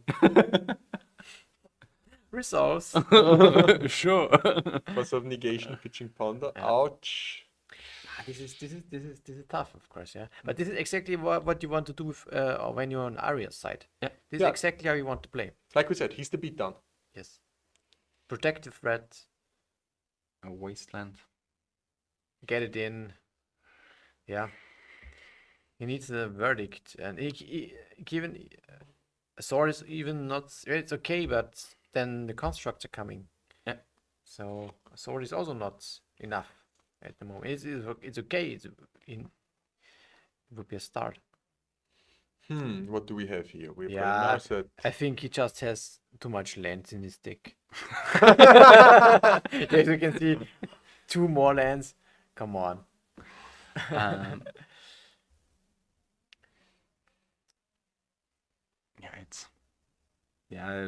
The NASA basically has to get the sword Sword out, or the ending, yeah. and I think you can let the NASA resolve here. And another blast. Do we see another blast? A Daze even would be fine because a Daze And can win another the game. force. Ouch. Yeah, and that's game. That's game. That's game. And So- the match. Fan favorite Dreadnought. 1 for Dreadstill. Wow. I didn't even expect this because I really thought that Jeskai control would be way ahead for this. I mean, Game 3 was basically Magical Christmas Land for Arya. It Yeah. just worked out so perfectly and so smooth. Yes. Game 2, I think there were some situations where maybe Nicolo could have won if he would have played it differently. and yeah, I mean, Nicolo played a really aggressive approach into the standstill with Arya being forced to draw 3 a lot of times in the early game, but it gave Arya a lot of selection for the process. Yes. And he was able to go in with the Mishra's Factory, which was a huge player, and the 1-turn window where he had then the Dreadnought was really important. And the question now is, on the Jeskai control side, do you view Dreadsteel more as a combo deck or a mid-range or control deck? Tempo. Tempo. It's tempo. Pure It's tempo. tempo. It's true tempo. The- Like Delver. The problem is, but it even has a lot of card advantage engine and stuff like that. But it's a tempo deck. But it has like basically a lot of slow threats in form of what's the saga and thing. I think it would have been better to, from Nicholas' side, to not board in the Hydroblast, as you can see. Yeah, for sure. Yeah. Yeah, he would At have, least in game 3. At least for game 3. for game 3, he was never sure, of course, but the Ponder that he boarded out and a couple of forces maybe And would have been fine. the how is it called? The Dreadnought. You can't really board out Yeah, the Dreadnought against the Urza Saga I think deck. in the end he didn't show it. Maybe Okay. he didn't board it out in the end. Okay. But yeah, it is something that is not so easy to decide when you don't exactly know what your opponent is playing. It is not really a common deck, of course. It could be still some kind of And we kind of have a cheat sheet. Yeah, that's true. yes, we know it and we can base it, and then it's just I fact. mean, with open decklist, it would be a totally different format. It would be totally different approach to sideboarding. It Yeah. would be way easier. Exactly. Maybe we can do this sometime. So we A decided tournament for with open tomorrow decklist? it's open decklist. No. Not this iteration. But maybe iteration. next year we can do a side event or Sunday Legacy with open decklist Yeah. to just make it a little bit more interesting. But yeah, there's only a couple minutes left until the end of the round. I think we can have a little break. Oh yeah, I think we would need a little break. Yeah. Yes, exactly. Just stay tuned in a couple of minutes, 10 minutes, I don't know, when the next round will be. Yeah, we have about 5 minutes in the round. Yeah, exactly. So we will be here in a couple of minutes. Stay tuned, and see you soon. See ya. Bye. Hello everyone, we are back for the third round of the Austrian Legacy Masters Day 1 Warm-Up FNM. Oh yeah. Are you excited, Philip? This was a really short break actually until the next round starts. But yeah, we are all here for streaming and we are all here for perfect competitive magic. Although our tournament today has rule enforcement level regular. Yes. But yeah, we have the deck list of our participants here. And we have a pretty interesting match for you to watch. I think so. It's a deck that many people think is close. It's not so strong anymore, or maybe even unplayable. Yeah, that's true, but maybe we have seen something different Yeah. already. A deck that is really close to my heart because I was pretty successful with it in the past, which is Cephalid Breakfast. I thought you were saying it's ANT. Yeah, but I guess the times are over for that. Unfortunately, yeah, I'm pretty sure that's right, yeah. But at the other hand, we have another spicy deck actually. Still, Yeah, I'm pretty surprised that we see this card the second time in this tournament. yeah, But yeah, maybe they think it's just a warm-up FNM. Yeah. You don't really, you can just play whatever you want. yeah, I mean, they are not wrong. They Yeah. should always play what is fun because Legacy is all about the fun. exactly. And it's- therefore, we have our beautiful proxies. Maybe you will see them today. And the deck is actually Stifelnought again, Oh yeah, but this And- time it's this Blue time red. it's blue-red versus Cephalid Breakfast. perfect. Let's head over to the players. Okay, on the left side we have Eric Santo from Slovakia, and on the right side we've got Julien Bigot. I think he's our French player. Am I right? I think so. At least according to, to the name. Yeah. We might have to ask him. But I think so, yeah. And But he play- speaks German, so I'm not entirely sure. Yeah. Okay, we have a confirmation in the chat. Thank you. So Yeah. we've got Slovakia versus French. front in Austria. Yeah. Perfect. That's the gathering. That's what we want to see here. Yes. International competitive legacy magic. Let's see how it goes. What do you think? Who is the beatdown in this matchup? I think certainly Stifelnought because Breakfast is a combo deck that is also in this version actually able to grind very well because Eric actually plays a Yorion version. So 80 cards, a lot of grindy stuff that's going on, a couple of Sauron's Ransom we saw in the deck. Okay, wow. This is the first time I actually see a Yorion version this year. Yes, it is. It is certainly not being the case now, but Eric picked it up again. Just he wanted to be like a really control deck, really grind. Is really the plan A now. Okay, To plan A grind. is to grind. Yes. Oh, wow. He doesn't really want to combo, but the opponent has to respect it, and he can combo. You know. Yeah, he can combo all the time. And this is an awkward spot that he puts their opponents in. And this is a very interesting approach, I think. And therefore, Julian definitely needs to be on the aggressor side. Yeah. He cannot compete with the grinding part, and he certainly doesn't want to get comboed out. So he has to be the pressuring person. So what we want to see here is a really, really fast Dreadnought, Exactly. or at least mana denial in form of Stifelnought, a fetch land or something, or a wasteland. And on the other hand, Eric just wants to develop his mana base and yeah, just grind a little bit. Yeah, Julian has no threats in hand. That's one of the main problems I think with yeah, but he has definitely more threats than the last Dreadstill deck we've seen. He plays 2 Murktide Regent, 3 Phyrexian Dreadnought, 4 Dragon Switch Channeler, and 2 Snapcaster Mage. But no Urza Saga to be seen here. Yes, because he's playing also the red colors. He's And a good. scroll. I'm sorry, and a Scroll of Fate. That's another threat. Okay, yeah. Yeah, it's a little bit a spicy one.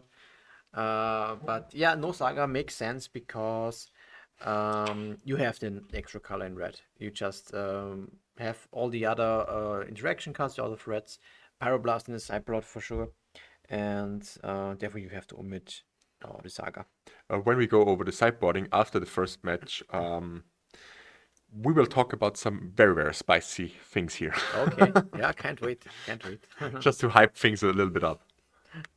So the French spice is real. We've seen here a card that's pretty new, but actually fallen out of favor again. It's the Stuff of the Storyteller. Yeah. Because of Bowmaster. Because Bowmaster is a very, very good counter against the Stuff of the Storyteller. I think Eric does play, yeah, it does play a couple of Bowmasters himself. 3 Orcish Bowmasters, Yeah. actually. This is the first time we see Bowmasters in the third round of this FNM. Wow. Yeah, it's like Bowmasters are on a downswing. We already talked about this. Yeah. Because the best counter against Bowmaster is Bowmaster. And if there are lots of Bowmaster played, Bowmaster is bad. Yeah. So You have to decrease the Yeah. Bowmaster strategy. it's funny. It's like if the card doesn't get banned, which I don't think will happen. Don't think No, it's also not. too strong for this. Yeah. We will see an ebb and flow of this card in every metagame that will happen in the future. Agree. So Bowmaster getting even forced is, however, pretty good value for Eric. Yeah, a 2-for-1 on a Bowmaster. And a Stifle? Probably on the fetch. I'm not sure. I haven't seen something. I totally missed this. I'm sorry. Oh no, yeah, there's a pond on the stack. Ah yeah, I think there's a pond on the stack, and Eric played the Bowmaster in response to that, where Julian forced. And I think Eric also fetched because there's a flooded strand beneath the Bowmaster, and yeah. this got stifled, I think. Yeah, that could have happened. So now the ponder is Resolving. resolving. Yeah.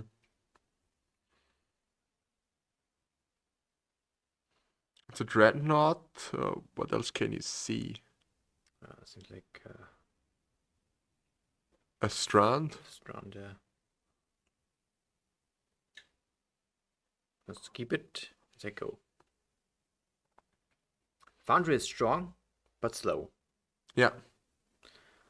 So is Staff, of course. But stuff. Ah, Gives but you at least the body instantly. Eric certainly is lacking mana. Because two fetch lands being stifled is really... That's where you want to be with Stifelnought. Yeah, that's exactly what you want. And Eric on his hand, he wants to make sure that he draws and a couple of cards now, so that he can grab those lands that he needs. Okay, yeah, these are Okay, a Sanctuary in hand. not the best, but it's at least a land drop. You certainly want to play it when you can in this situation. Yeah, because you have nothing better to do. You need the land drops here. Yeah. And Julian is contemplating to stifle the Dreadnought now.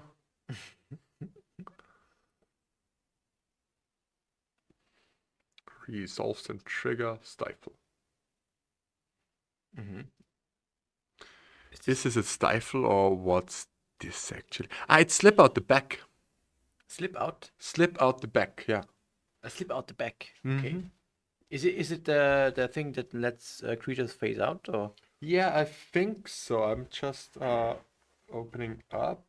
It's an instant that lets us phase it out, and it comes back with a +1/+1 counter. So it's a 13/13. Oh wow. Slip out the back or what? Slip out the back. The black or back? The back. Yes.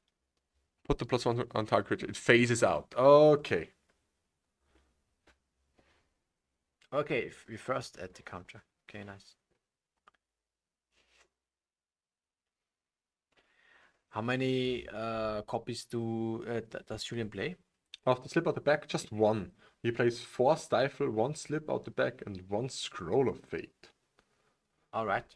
So only 6 ways to get the Dreadnought going. And 2 dress downs. Sorry, I missed the 2 dress downs. Mm-hmm.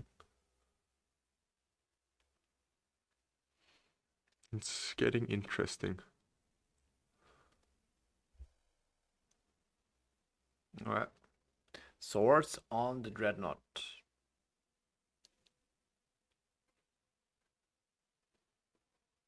After he phases in. Probably, yeah.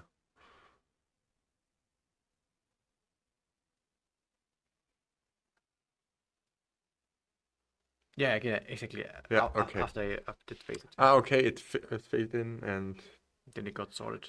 sorted in the upkeep. But it's a really nice protection spell, actually. Slip out the back. Yes, absolutely. Yeah, this can work. Similar to the cards that. Oh, okay, do we see a Murktide now? Yeah. Another card that's really strong. we have seen our fair share of Murktides, I'm pretty sure. Yeah, already. But with the banning of Expressive Iteration, Murktide got cut down a lot. So the power of Murktide is nowhere near it was beforehand. Yeah, it's fine actually now. Yeah, I've always thought Murktide would be Yeah. even stronger. It's just under the shadow of Expressive Iteration, a card like Murktide feels so strong because it's a heavy hitter. But if you cannot grind like it, yeah, okay, you can blast it, you can sort it. It's You fine. have time. You have so much time. Then there's another sword. Yeah. Pretty good. And Eric can just grind away with these servo tokens. Yeah, it's Spirit. now. Pretty He's good. now really in a good position, actually, Eric.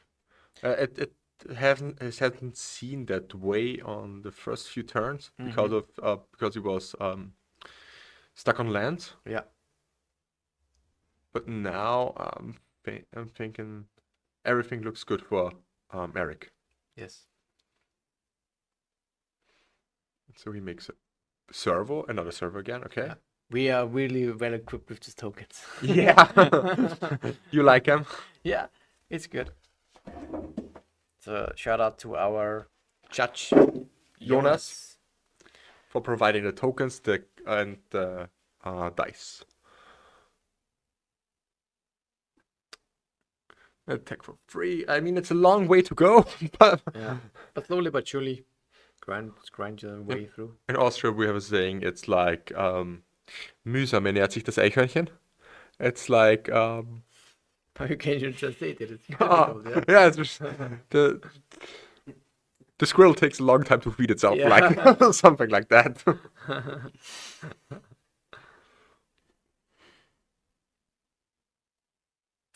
Another. You know what would be good from Julian? What we- Brotherhood's End. What? Yeah.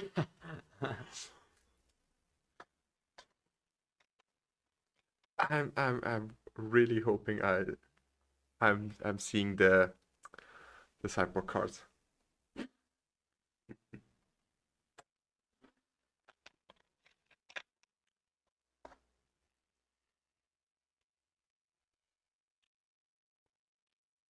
Yeah, Eric has this pretty much locked out probably. He can draw cards with the stuff of the storyteller. Yeah.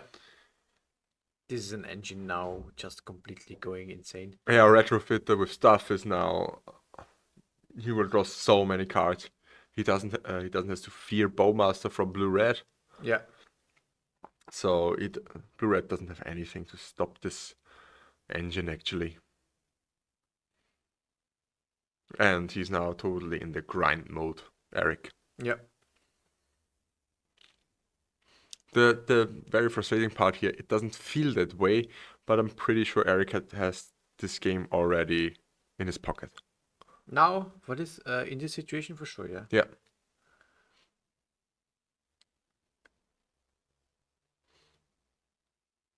Because there's not really a blowout card that Julian can play or have now. Maybe a Meltdown, but that's also in the sideboard. No, it's not. I don't think you can play Meltdown when you play Dreadnought. It's pretty hard. Well, you're not wrong, yeah. I mean, you can, yeah. But it seems a little bit awkward. Ah. Oh, going for the combo now. Maybe. Just to Maybe. save some time. Yeah. Or just get okay. value. Snapcaster is also good. Don't care about the combo. Don't need it. It's just Esper control, come on. Yeah, it's really grindy. Yeah. It doesn't look like a combo deck.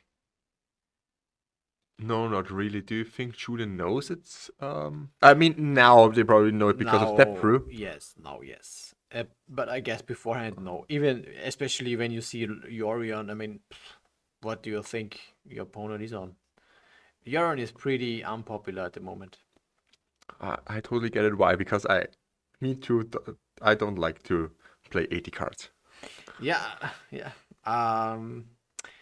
You need to be committed if you want to have it, yeah.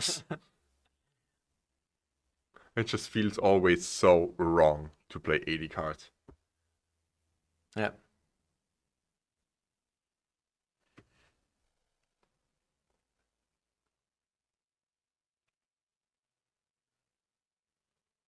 Not really much going on here from Julian's side, just Dragon's Rage Channeler.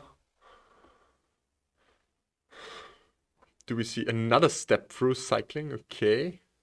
And a Yeah. fetch. Yeah, okay.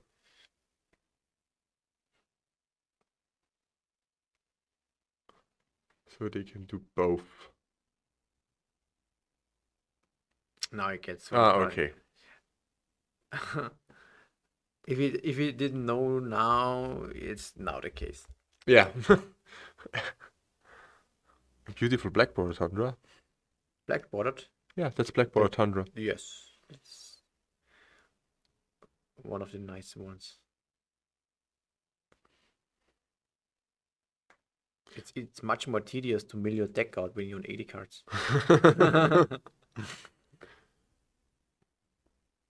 Yeah, we even have the Thopter ones, I think. I'm pretty sure Jonas Yeah. has everything covered. Yeah, of course. Thopter and Construct, everything works.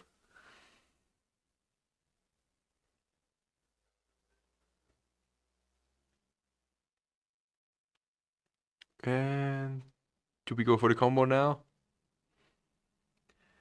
You Just to could. save some time. Yeah. I mean, when you're in Eric's position, yeah, I guess it would make sense, but you feel pretty confident when you have one game in the books.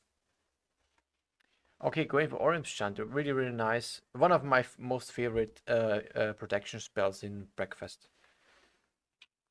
Yeah, I also think it's better than discard or something. Mm-hmm. I like it.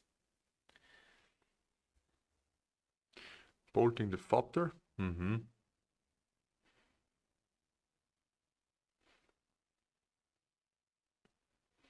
And sacking for a 4/4 construct. Mm-hmm. Seems like a like a misplay here to go for the Fopter. The Bolt. Yeah. Yeah, I was thinking probably to get rid of one of the flyers, but yeah, he still has a spirit also. Yeah, I'm not sure. There is the combo. Nomads. Nomads. Just go for the combo. Mill the deck out. You don't even need the Narcomoebas. You just have enough creatures. Yeah. But just show it, just to be sure. Sack them and Dread cast Return Dread Return on on. Thassa's Oracle. Yeah. Where is it? Where is it? There's the Oracle, and yeah, it wants to have a look at the deck, obviously. And he cannot even stifle it because there is Orim's Chant. Yeah. What would be good, of course, is the cycling stifler, Nimble Obstructionist, for or example. the Mirror Shell Crab. Or this crap, yeah. This would not work. What would work too out of the sideboard? So I think this game is now over. Pretty I'm much. pretty sure that they can't do anything anymore. He's just taking a look at the deck list. I guess so. So we got in the sideboard on Eric's side. Yeah. We've got the Lorien, 3 Surgical Extraction, 2 Flusterstorms, 2 Force of Negation, 3 Triumph of St. Catherine, 2 Serenity, and 2 Hydroblast. Okay. Yeah. Seems like a Cephalid breakfast sideboard. I've seen that before. You would bring in Serenity here? Serenity, I don't. It's okay, yeah. What does Julian only have Dreadnoughts in the deck? I mean, he has 4 Dreadnoughts, 1 Scroll of Fate, okay, yeah. and the Dress Down. And the Dragon Witch Chandler, as we see. Yeah, but that doesn't get hit by Serenity. Yeah, but in general, the threats are mixed a little bit. They're mixed a little bit, so like it's in not. terms of artifacts. And Yeah, all that's not that good Serenity. I mean, Yeah, because I'm thinking Serenity in this breakfast version that plays Staff and Foundry and a lot of artifacts on your own is more for decks that are heavily onto artifacts like Yeah. 8 cast or whatever, or yeah, to a certain extent also Painter or Stompy. Mhm. But given that Julian's biggest threat is Dreadnought, I could see that you might want to have it, yeah, because it's just a removal spell again. yeah, what do you think about Flusterstorm? Flusterstorm is all right. Yeah, I think I would like it.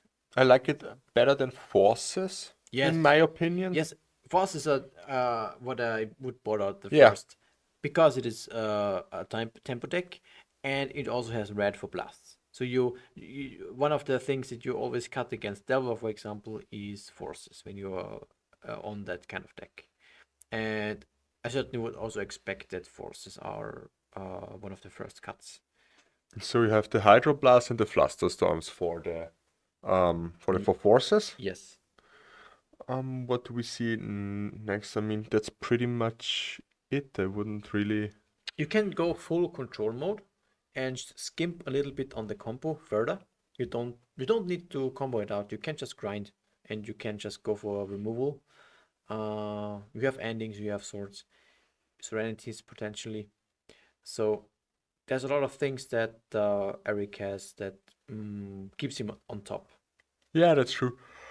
On Julian's side, we've got one Court of Cunning, one Flusterstorm, a Hydroblast, a Ratchet Bomb, 2 Red Elemental Blast, 1 Relic of Progenitus, 1 Roiling Vortex, 4 Thasha's Hideous Laughter. That's what I'm excited about, but we're playing against a Lorien deck, so unfortunately we won't see it. 1 Unlicensed Hearse, 1 Venza Shaper Servant, and 1 Weathered Runestone. Thassa's Thasha's Hideous Laughter. Tasha. Thasha's Hideous Laughter. Yeah, with Thasha's Hideous Laughter. You can't spell slaughter without laughter. Yeah, like that. Almost.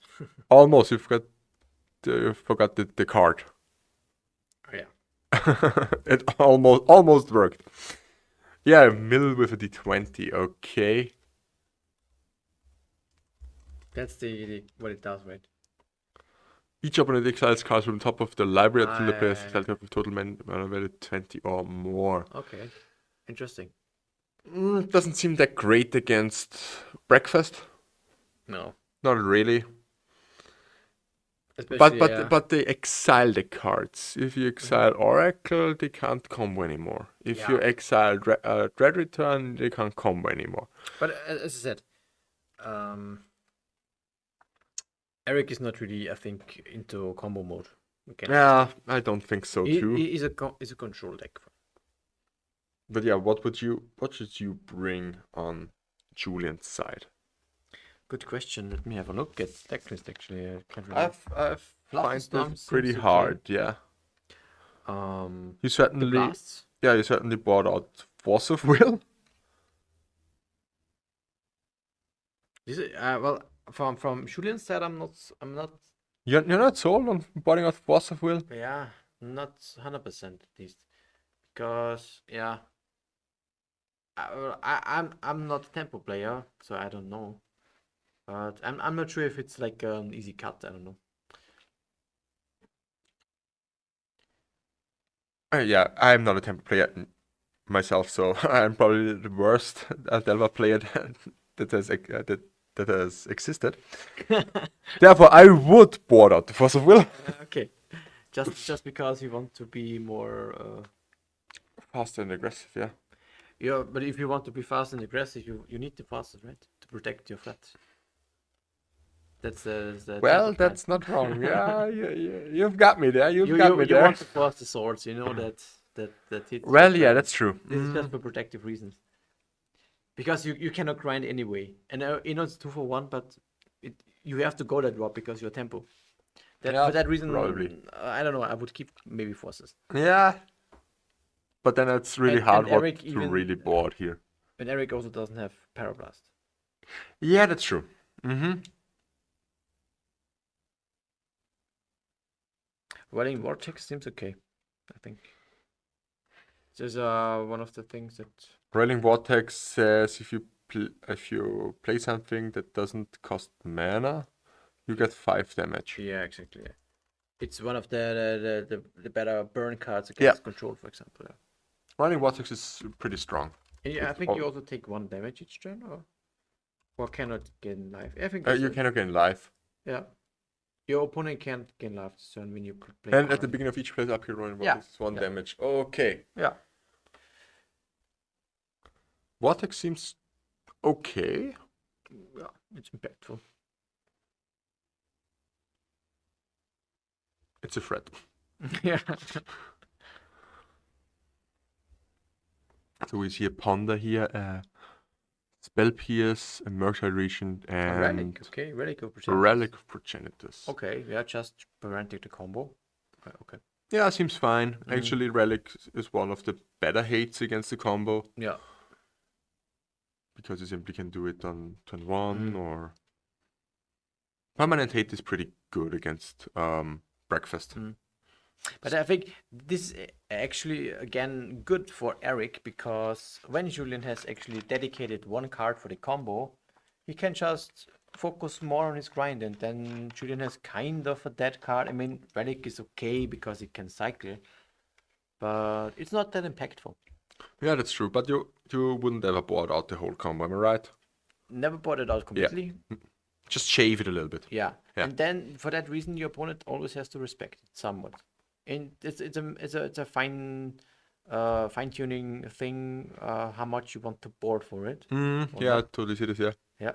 And this is not so easy.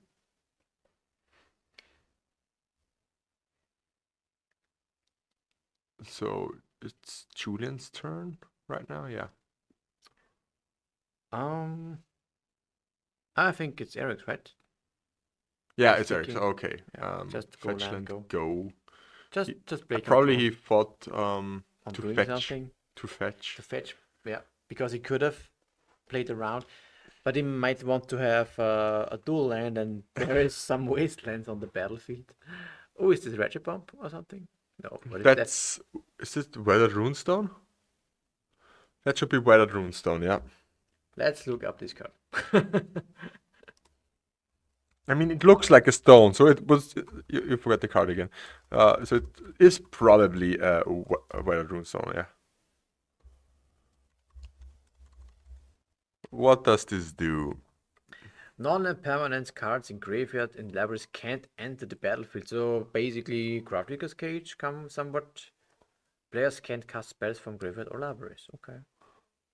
And what's the difference between this and I think it's Craftinger's Cage? The Craftinger's Cage is for creatures, right? Oh no, it's not for creatures. No, Julian is not playing main deck Surgicals. No. Not for this time around. I really don't get it why to play Weathered Runestone over Craftinger's Cage. I'm missing something here, I'm pretty sure. I mean, it says non-land permanent cards in graveyard and libraries can enter the battlefield. I think this is for Cage, it's creatures. But I'm not sure. Yeah, for Cage it's only creatures, but For the first part. which non-land permanent cards that aren't creatures come into play from the graveyard? Good question. Let's compare it.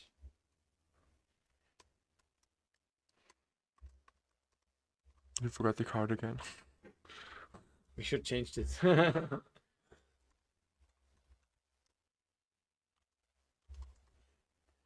But it's an interesting card that I never saw.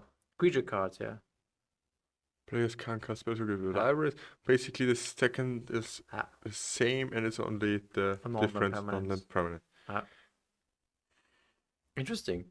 What application would you want that? I don't really know. Maybe against Meltdown, because so it costs one more.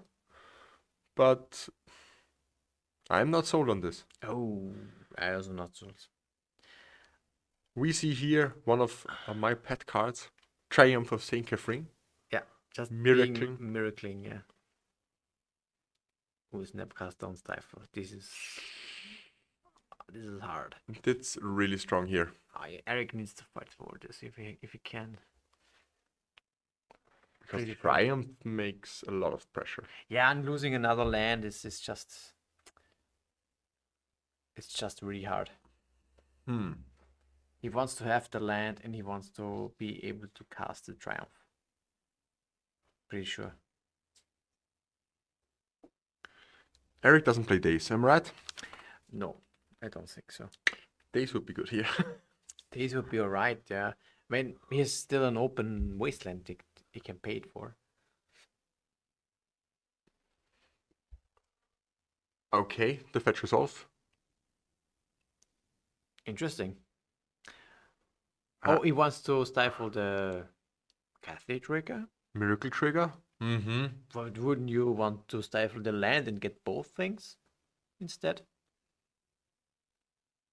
Because you cannot cast the Catholic when there is no second land in play. And you just put it in your hand and you've got a 5-drop, and it's like, well, yeah. I mean, you still can put it back with Brainstorm. But you get both, actually, You get with just stifling both, the yeah. land, yeah. Yeah, I think you get both.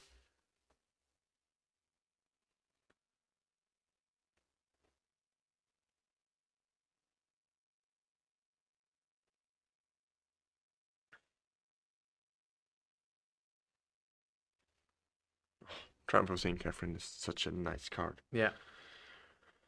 I just really hate the fact that it's still not on MTGO. So people aren't brewing around, and you can't just see that many paper tournaments with it. The thing though is that, but I'm not too sure if you would see it more often if it was on Magic Online, because another example that has the same issue is Chaos Defiler, and in paper it is pretty present and pretty established. Chaos Defiler. Yeah, on in paper. just one deck.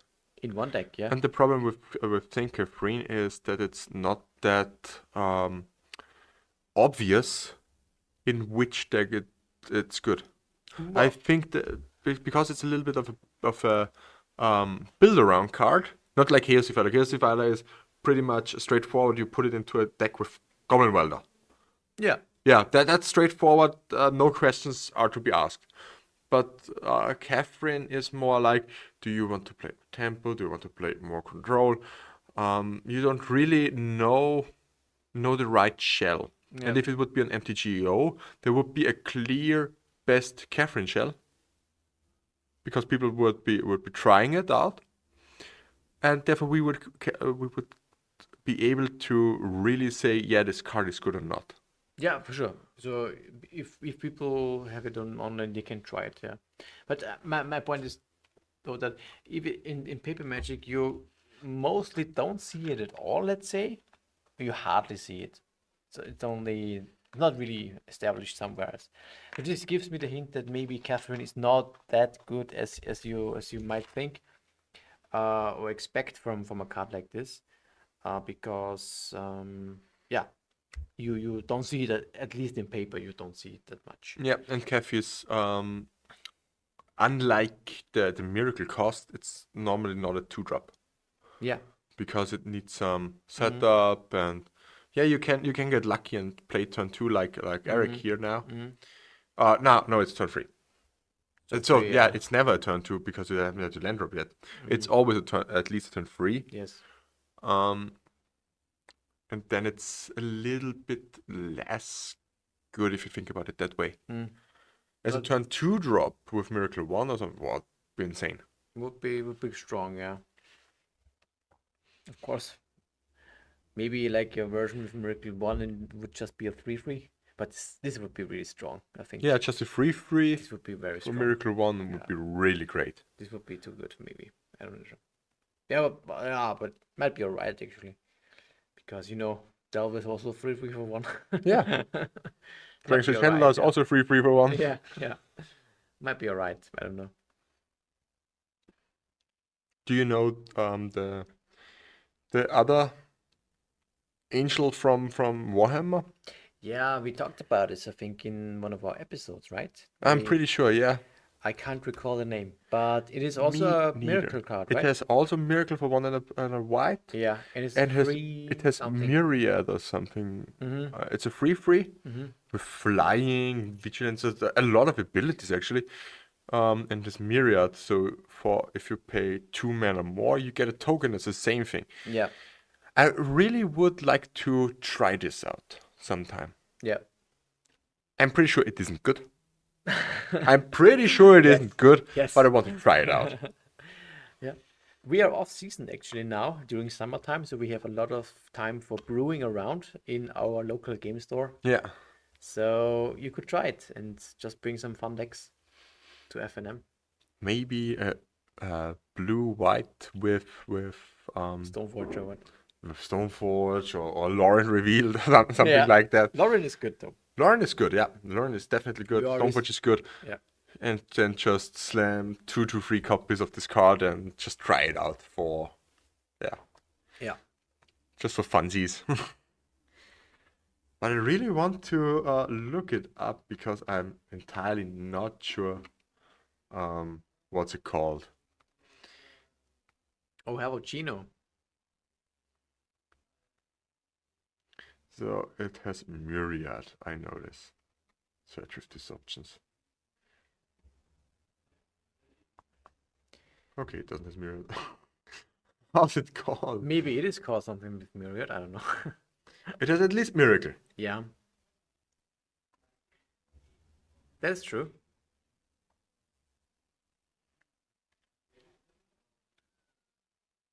Sephirim. It's a Sephirim. Flying Vigilance and Squad.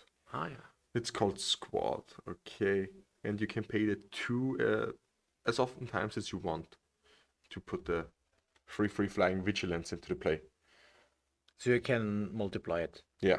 basically. For 4 mana, you've got 3/3/3s. Okay. Flying Vigilance. 4th Earlinger seems better. Yeah, that is for sure. Yeah. Oh, yeah. It seems that Eric has now pretty strong board. You know, Triumph. Pretty hard to deal with when you're just on blue and red colors. Oh, yeah.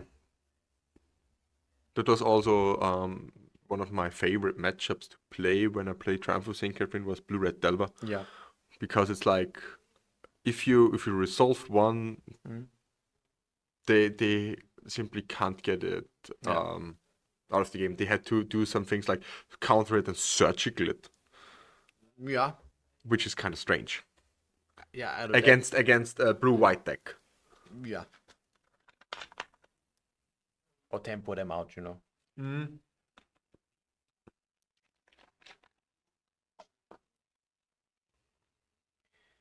No, but Eric is still, again, I think, in the lead at the moment. Yeah, because Julian is drawing, I think, the wrong half of the deck because he gets graveyard hate, and sure, Unlicensed Curse is not bad. But this is the thing. Julian brought a lot of interaction. This runestone, the license. We saw the relic. He brought a lot of hate against Eric. That Against Eric's Esper control Esper playstyle, control, yeah. yeah, exactly. And that's the beauty of this breakfast deck. I think you can just ignore the hate because it doesn't impact your other game plan. And for this version, it is actually Plan A. This kind of control deck.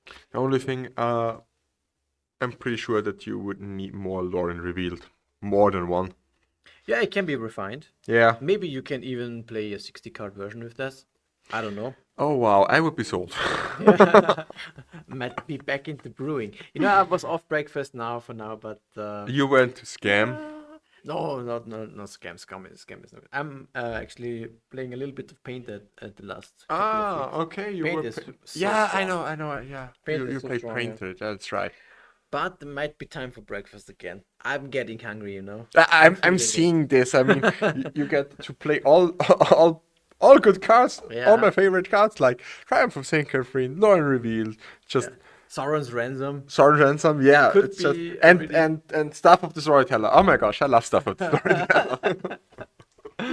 Yeah. Yeah, and Bowmasters. Unfortunately, Bowmasters. I really have to buy them. Yeah. Oh, we have Severin in the chat. Hello, Severin. You think that Bowmasters puts breakfast into a better spot again? That's interesting, yeah. It sounds counterintuitive, but maybe this is the case. I don't know. Certainly, breakfast is very strong for this time being, at least. Eric Yeah. takes it 2-0 against Stifelnought. He won the first game with combo, but this was just to finish it off. To He already had a big save board. some time. Yeah, it was just to save time. The combo was not needed, and this was just a strong showing of an Esper control deck. Yeah, and the second game was simply just going Esper control, turn 2, with Triumph of St. Catherine. And the funny thing is, Julian could have prevented this. Yeah. With Snapcaster on Stifle, playing Stifle on the fetchland, Eric would have to draw the Triumph. And a small insight here, because there was a judge call in between. It was if the card is in its hand or is on the deck, if it's allowed to cast a cold card because of the sideboard card, because of Weathered Runestone. And one thing that he also could have done is stifle the Miracle trigger. Yes. But stifling the fetchland would have netted more value. Would have netted more But value. what was the target for Snapcaster? We didn't really catch that. you know it? It wasn't fast enough. Okay, because we thought, yeah, he would flash back the Stifle to catch the fetch land, and then he would prevent both the land and the miracle, Yeah. which would be very strong. Which But- would maybe made a totally different outcome of the game. Yeah, but you know the problem is, I guess Snapcaster and Runestone prevented the flashback, right? Runestone Well, prevented his own yes, flashback. That's the that problem, I think. Yeah. So Runestone did in the end maybe lose him the game. Yeah. Yeah, he could. Yeah, that's true. You're Just right. Because of Runestone, because it was so obvious just to flashback the Stifle, it would be so good, but just Runestone said no. Just Runestone said no. This is such feel bad because Julian brought him so much hate against the combo, and that it hurts himself so much more.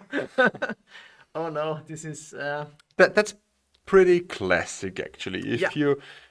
you have to respect the combo, exactly. but you don't have to put everything against a Yorion combo. This is build, a for sure. pretty good learning, I think, overall. Yeah, we have a couple of minutes left. Still, we have an winner for this round. It's Eric Santo on Cephalid Breakfast. I'm really curious on how this will go. So, Conclusion. conclusion: breakfast is good. Yeah, This is my conclusion. At least. Yeah, definitely we have to. I'm off to brewing now. No, you have to say here. Yeah, after the weekend, guys. Yeah, I mean, it sees such a cool deck to build a very slow version of Breakfast, and I think Javier Dominguez is one of the Yeah. guys that really put work into the Yorion version back in 2022, where he also top I think 8'd or went top even 2 back in then. Bologna. Yeah, it was. I think there was an old article that he posted on Haruruya a couple of years ago. I think Okay. it's way back then when he played Aurion or Breakfast. Yeah. Of some sort. Long year lasting Breakfast play for sure. And yeah, seems like a good choice nowadays. If you play it slow and grindy, playing the new instant speed expressive iteration in Sauron's. Sauron's Ransom, yeah. Unfortunately, we haven't. We didn't get to see Sauron's Ransom here This would be nice, yeah. because I'm just getting the hang of it, how it works, but I've never seen it in action. I know what this card does, Yeah. but to see it is totally different. Of course. It's like with Lorien. You cannot imagine it, yeah. Yeah. I mean, for things that are going for Sauron's Ransom is because you see one half and the other half don't. You don't see like one Yeah, file you see. it's like one- Effect Fiction, am I right? Yeah, exactly, but it's divided that you see one half.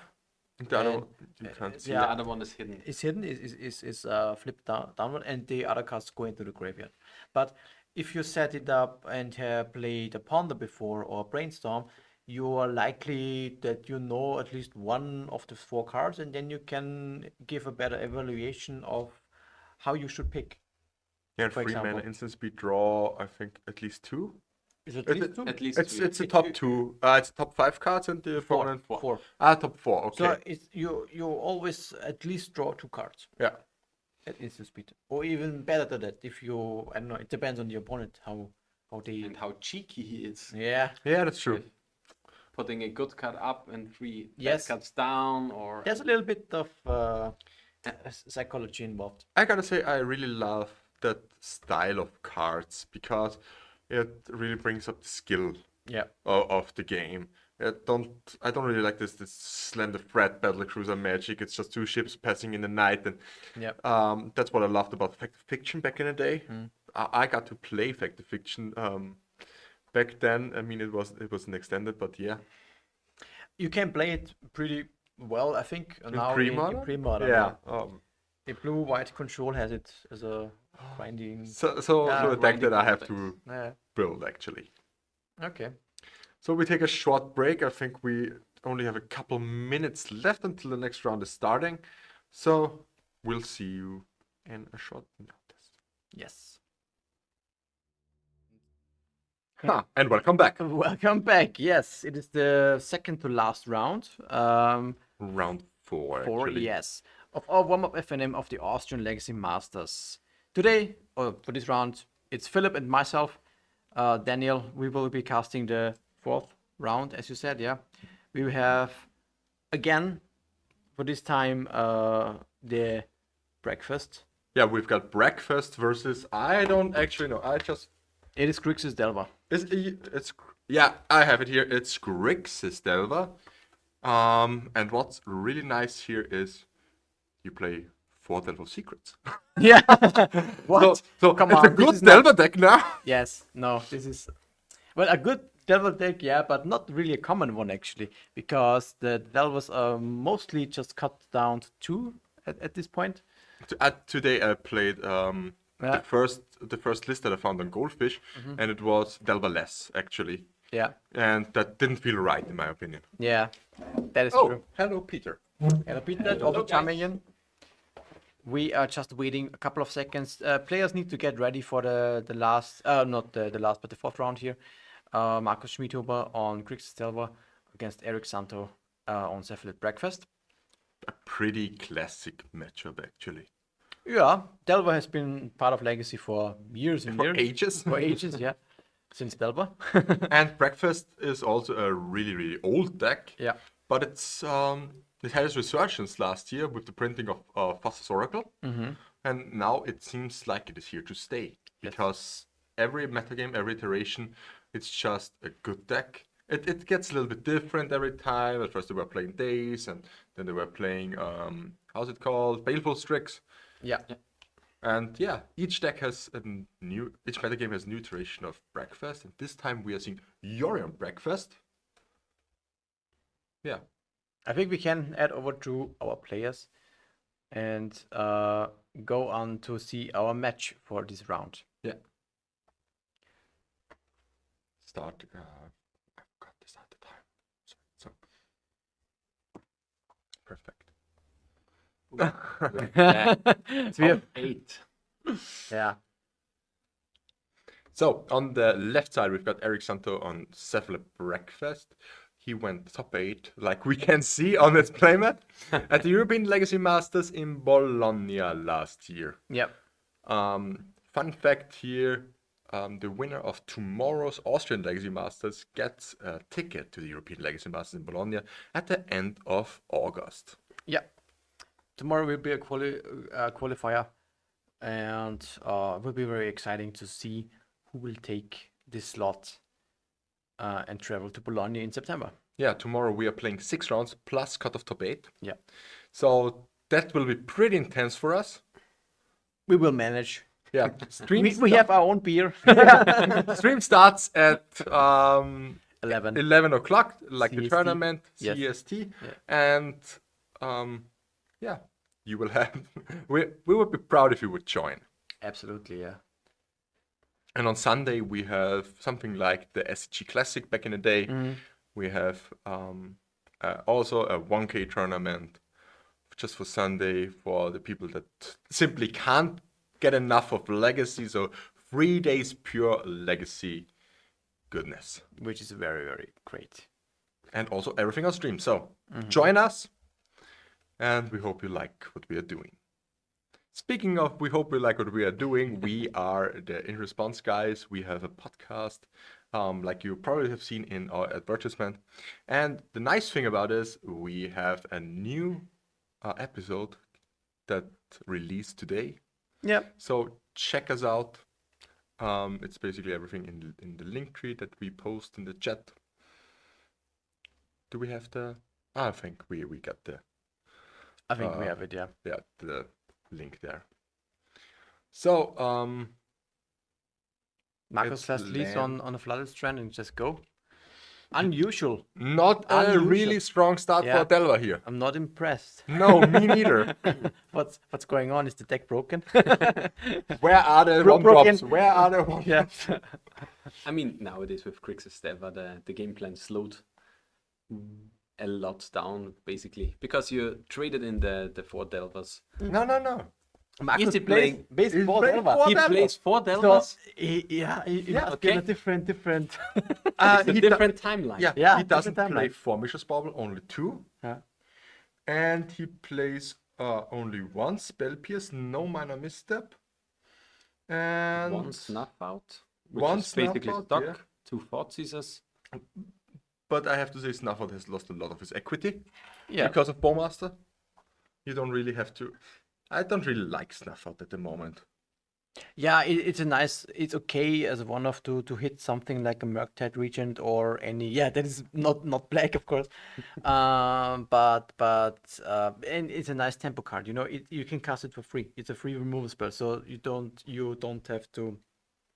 You have to cope with that. You have to respect it. Let's say. Yeah, that's true. And it's not so that every threat in Legacy is black, but of course, yeah, it has fallen a little bit out of favor because of Bowmasters. That's for sure. But it's still a strong card.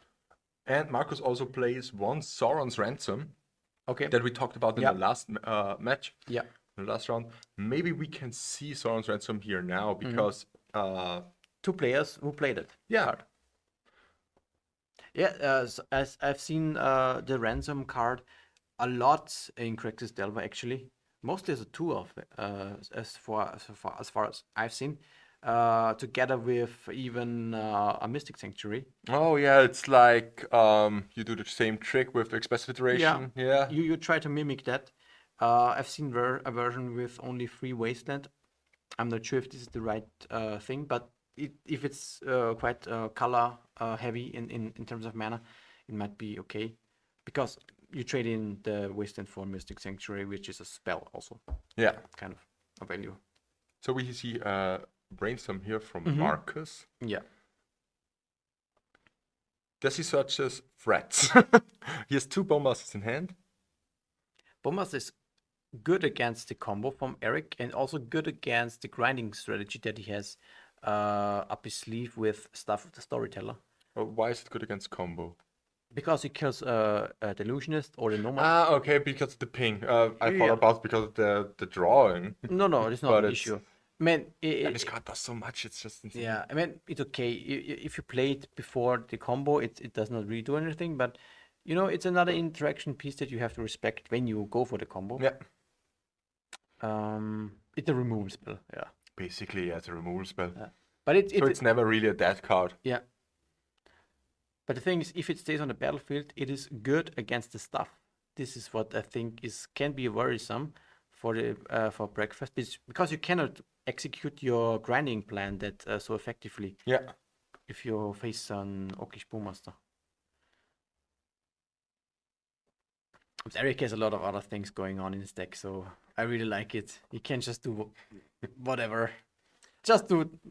Does Eric also play Bowmasters? Yeah, he has 3. copies of it. So we most likely see here a Bowmaster gets killed by a Bowmaster, then followed up by the second Bowmaster for Marcus. And then another Bowmaster that gets killed the Bowmaster, and then a Bowmaster kills killed. It's Bowmasterception. A lot of Bowmasters there.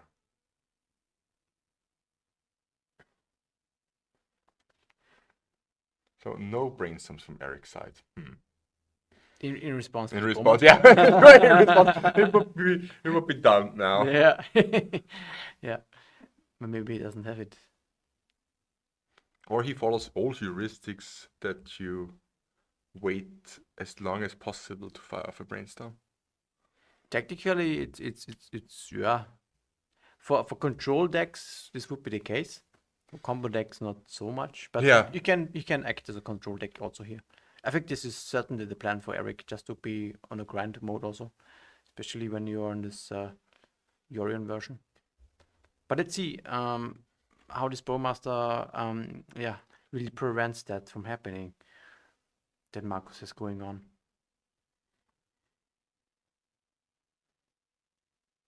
Oh, it's Angelo Cadei joining in the stream. The Elm Qualifier will start tomorrow at 11 in the morning CST. Registrations are up, I think, about 10. 10 or something like this. Yeah. It's open, yeah. And the stream will start about shortly before 11. Yeah, exactly. And we don't let Italian win because 4-0 are, I think, 2 Slovakian players and 2 Austrian players. So we got you. At the moment, not, yeah. Yeah, the Slovakian players are so strong. Yeah. Yeah, it's And so insane. These consistent. are really, really good players. That is nice if you can follow and chime in for the stream. and put in your Twitch Prime. Yeah, you can always do this. So we've got a Dragon Trade Chandler here for Marcus. Does Eric play some, how's it called? Board wipes?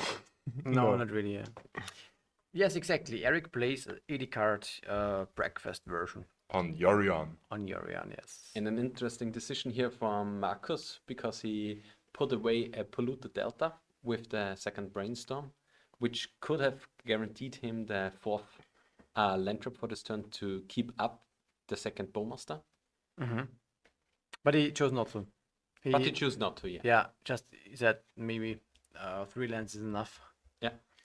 I mean, usually it is for Delva, but with a lot of reactive cards, sometimes it makes sense to have at least 4 mana, because then you can Merc that and have a bowmaster up. Yeah. Yeah, that's true. And does Eric play Daces? I don't No, think no, so. no, no, no. No Daces here in this list. No, it's a grind It's version. really, grind machine. it's really Esper control with a combo finish. Yeah. And there's the ending on the Dragon Trade Chandler. Doesn't even care about the bowmaster. But Yeah. I also agree that Dragon Rush Channel here is more potent. That you need to remove. Yeah, because it fuels the Murktide and it It's a 3/3 also. it's a when free. Everything else is just it's 2/2s and it doesn't really do anything. Yeah. It's just a bigger threat. What do you have here? going on? Stuff. Maybe staff. No, and a lightning. Okay. Another ending. Spell pierce, I guess, right? Could be the Oh case. yeah, Spell Pierce.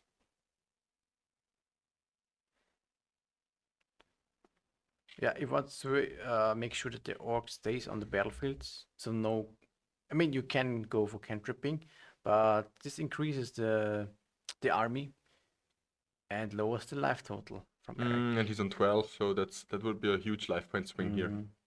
Another dragon mission, okay. That's pretty strong here from Marcus. So Eric, what you gonna do?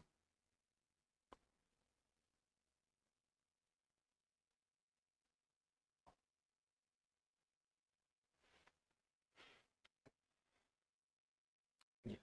What do you think in the sports that is the really big thing that Eric has to do, besides removing the board? Yeah, you could just combo. Yeah, depends on the cards in Marcus' Orange hand. Champ but plus combo, for example, would work. Yeah. But, he has enough mana to do so, Yeah. even with this protection. Staff is iffy. Okay, yeah, he goes for at least a Cephalid. Okay. Marcus has a force in hand. I've seen it. Okay.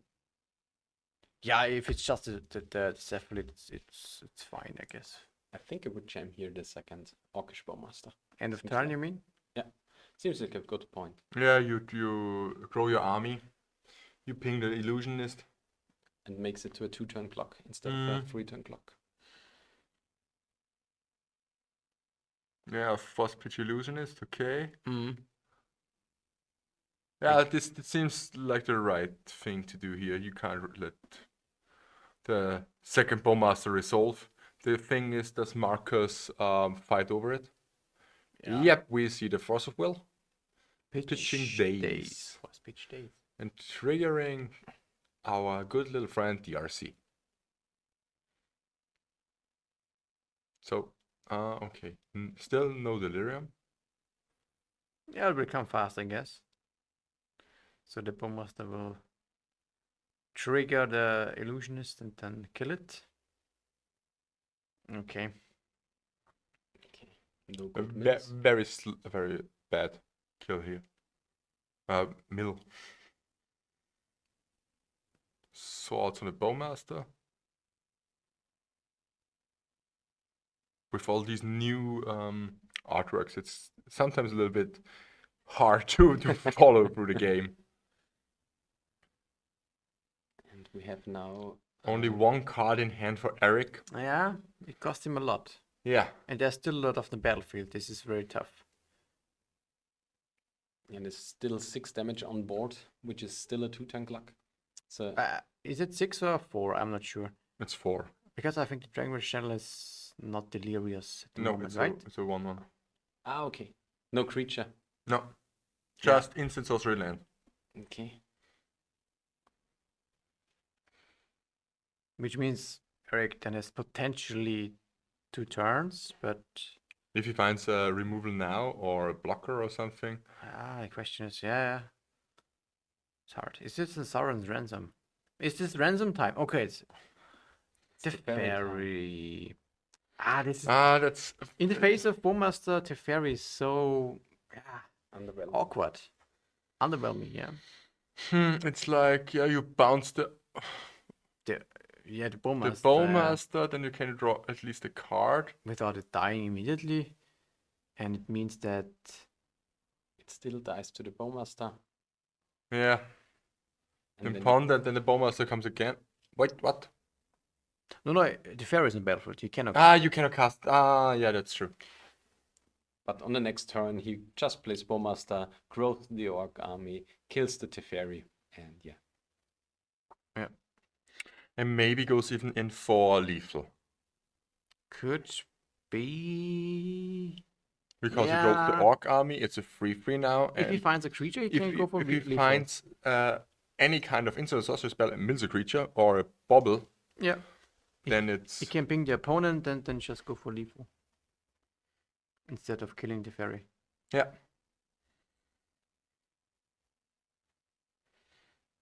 Hard spot for Eric. Yeah, Grixis Delver is I think a deck that really utilizes kind of when having the Bowmaster on the battlefield.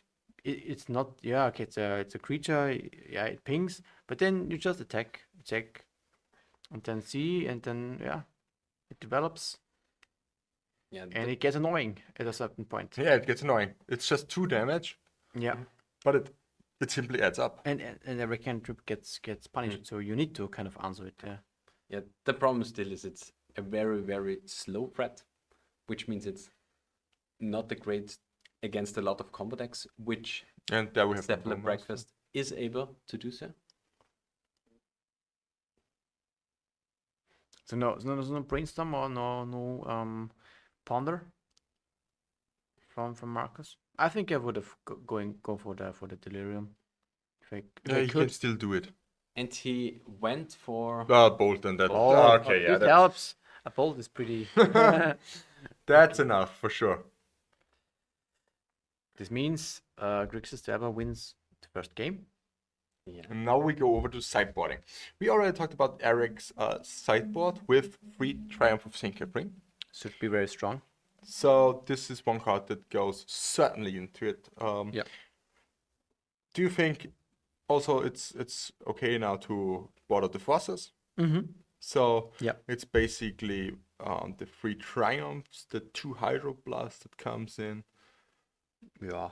That's most. It may be Flusterstorm, but I don't really see Flusterstorm here. I would just look at these cards and then see what you can do. Yeah. Yeah, I really like it if you just put in 3 Triumph and 2 Hydroblast and board out the 4 Force of Will and maybe a Stuff.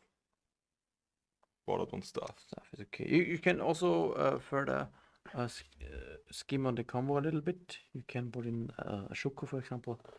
He plays 2 Shuko, yeah, then you can This is or normal. board out 1 These are Shuko. the things that you can do with this breakfast deck. On Marcus' side, we've got 2 Surgical Extraction, 2 Grafdigger's Cage, 3 Pyroblast, 1 Meltdown, 1 Cast into the Fire, 1 Brotherhoods, and 1 Hydroblast, 1 Brazen Borrower, 1 Force of Negation, 2 Plague Engineer. He has a lot of cards against Breakfast. Black Engineer is okay, is good because it deals also with tokens. Yeah, it deals with the combo, and it's not that. It's not like we've seen the Weathered Runestone in the last game, Yeah. or Relic of Progenitors, which is only against the combo. It's still a 2/2 that can hit Yeah. into the face. So Plague Engineer for me is certainly going in. Brazen Borer, on the other hand, is also a really, really good utility piece, in my opinion. You can clear a lot of cards. Maybe you think about, or Marcus has seen from the previous round, that St. Catherine is a really big player. He can reset the St. Catherine to gain some tempo advantage And it's generically a piece that deals with everything basically. And the thing is, I am not sure if Marcus knows that Eric plays Synchrony. Yeah, this is Yeah, yeah. pretty. It's not. It It's depends not on the style. stock, I'm No, pretty sure, absolutely not. Yeah. yeah. So in my opinion, I really like the 2 Draft Diggers cage From which side? from Marcus' side. Graphics cage. Draft Diggers cage here. For what reason? Is this again for the combo? Yeah, you just yeah, we talked about it, I know, but that's why I would bring in something for the combo, but not overboard it. So I think you with bowmasters and bolts and something like this, I think you have enough for the combo. really, okay. Yeah. So you wouldn't But do- it depends on what you can bring out. But I'm not sure. I mean, maybe you can cut your own ransom, your Soren's ransom. I don't know if you need to grind. I think you Yeah, cannot that's really true. grind. Then you could potentially, but I would bring in Pyroblast over something like. yeah, Pyroblast makes sense, Yeah, definitely Draft even Diggers more, cage. yeah. It's also good against breakfast and the the Cephalid and and it's overall really strong against. Yeah, Pyroblast is for sure good, yeah. Yeah. For sure. But yeah. For sure, yeah. I mean, Pyroblast is generically the card to bring in against blue decks. Mhm. And I mean, what are really the cards that you want to counter with the Pyroblast? You want to counter the Cephalid Illusionist, you want to counter Lorien, you want to counter The question- Teferi. Yeah. The question is, don't you? I mean, Teferi is the really big thing here. Yeah. Because against the Cephalid, you have like, if you want to include your Bowmasters, like, well, 13, 14 remove spells. Yeah, no, you're not wrong. You're not wrong, yeah. So it could be that the Pyroblast is mostly limped in hand and waits to be directed against any cantrip. So, but Maybe, yeah. Teferi is definitely a card you want to have Pyroblast against. Yeah. To be dealt cleanly. Yeah, on the because the deck. lightning bolts are pretty. I don't think lightning bolts are enough to beat Teferi. Yeah, for sure, for sure. I mean, the spell pierce or the daze, but yeah, those are always things that are really reactive. And if for some reason a Teferi is built or breaks through the shield of Grixis Delver here, you need to have the clean solution here. Yeah, Teferi is pretty strong actually. But one cool thing is that, in my opinion, with Teferi, you aren't really allowed to downtick if you aren't in trouble because of Orcish Bowmaster, because it would be such a clean answer to the card. So it could, especially against an empty port, it's 100% an uptick on the card just to be safe out of range of the yeah. Orcish Bowmaster.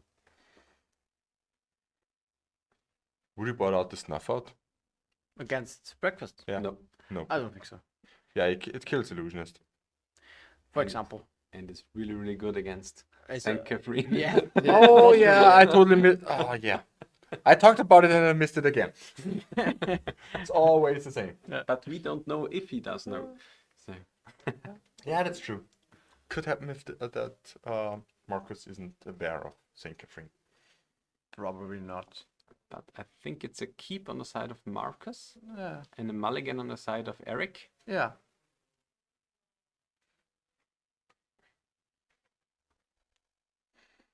Good thing for Marcus that he's one game in the lead. You have to think that the orc devour the breakfast. Then everything is okay. And they eat humans. The orc says, I already had breakfast, but what about the second one? Yeah. Maybe it would have been better if it wouldn't be Orcish Bowmaster, it would be Hobbit Bowmaster. Yeah. Yeah. We have 5 rounds of Swiss today, and players, I think we have 38 players for our Warmup FNM. And tomorrow we are booked out. We Yeah. have 64 players Yeah. with 6 rounds and cut off top 8. Exactly. It will be a big event tomorrow.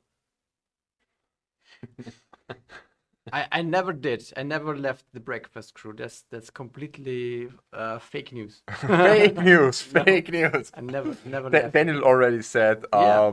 he is back to brewing with breakfast Yeah. with Lorien revealed. Yeah. I think he just paints his breakfast black. No, breakfast is still very strong for sure. You just have to build it right there. But Oki's Bowmaster was really annoying when I first encountered it with breakfast.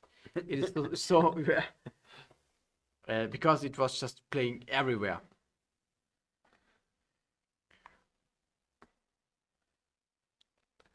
Yeah. Well, we cannot host 70 people, but we can host up to 64. Yeah, it's already pretty crowded, but our local game store has actually 3 different floors, 1 store area at the entrance room, and then 2 floors for playing actually. So we can occupy a couple of people, but it's of course limited. Then we cannot go over 64 players. Yeah, 64 is really the hard cap if you want to stream the event. Yeah. The store can host up to 84 players, is the record, but Yeah. then you don't have room for streaming. It's not that comfortable. You don't have dedicated spaces and places to sit.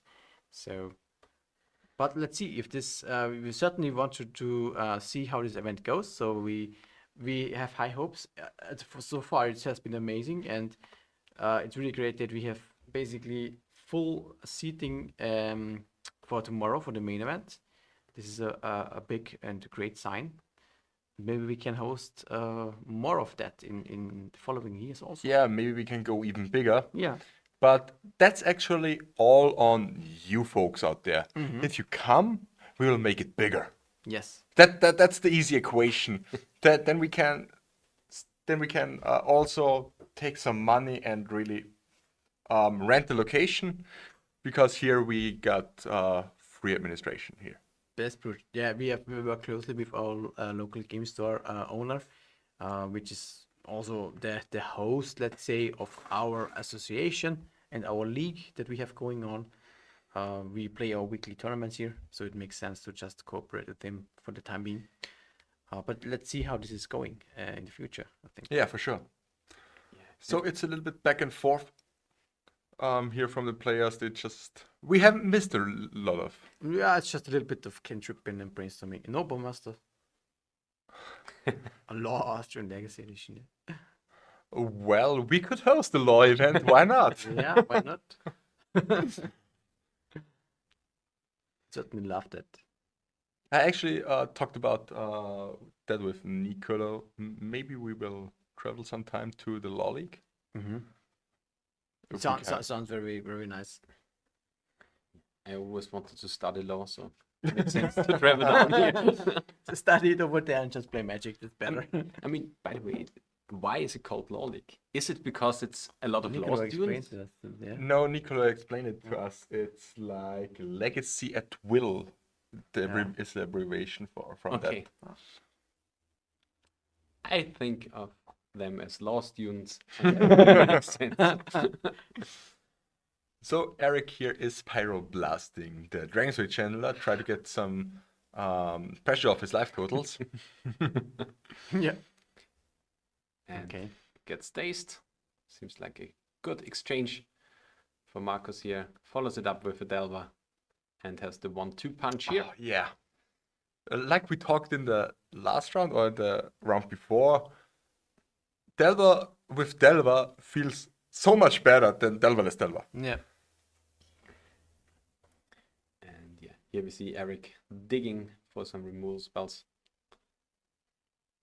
He should have enough, actually. I mean, it's I mean, as per control, right? Yeah. That is for sure.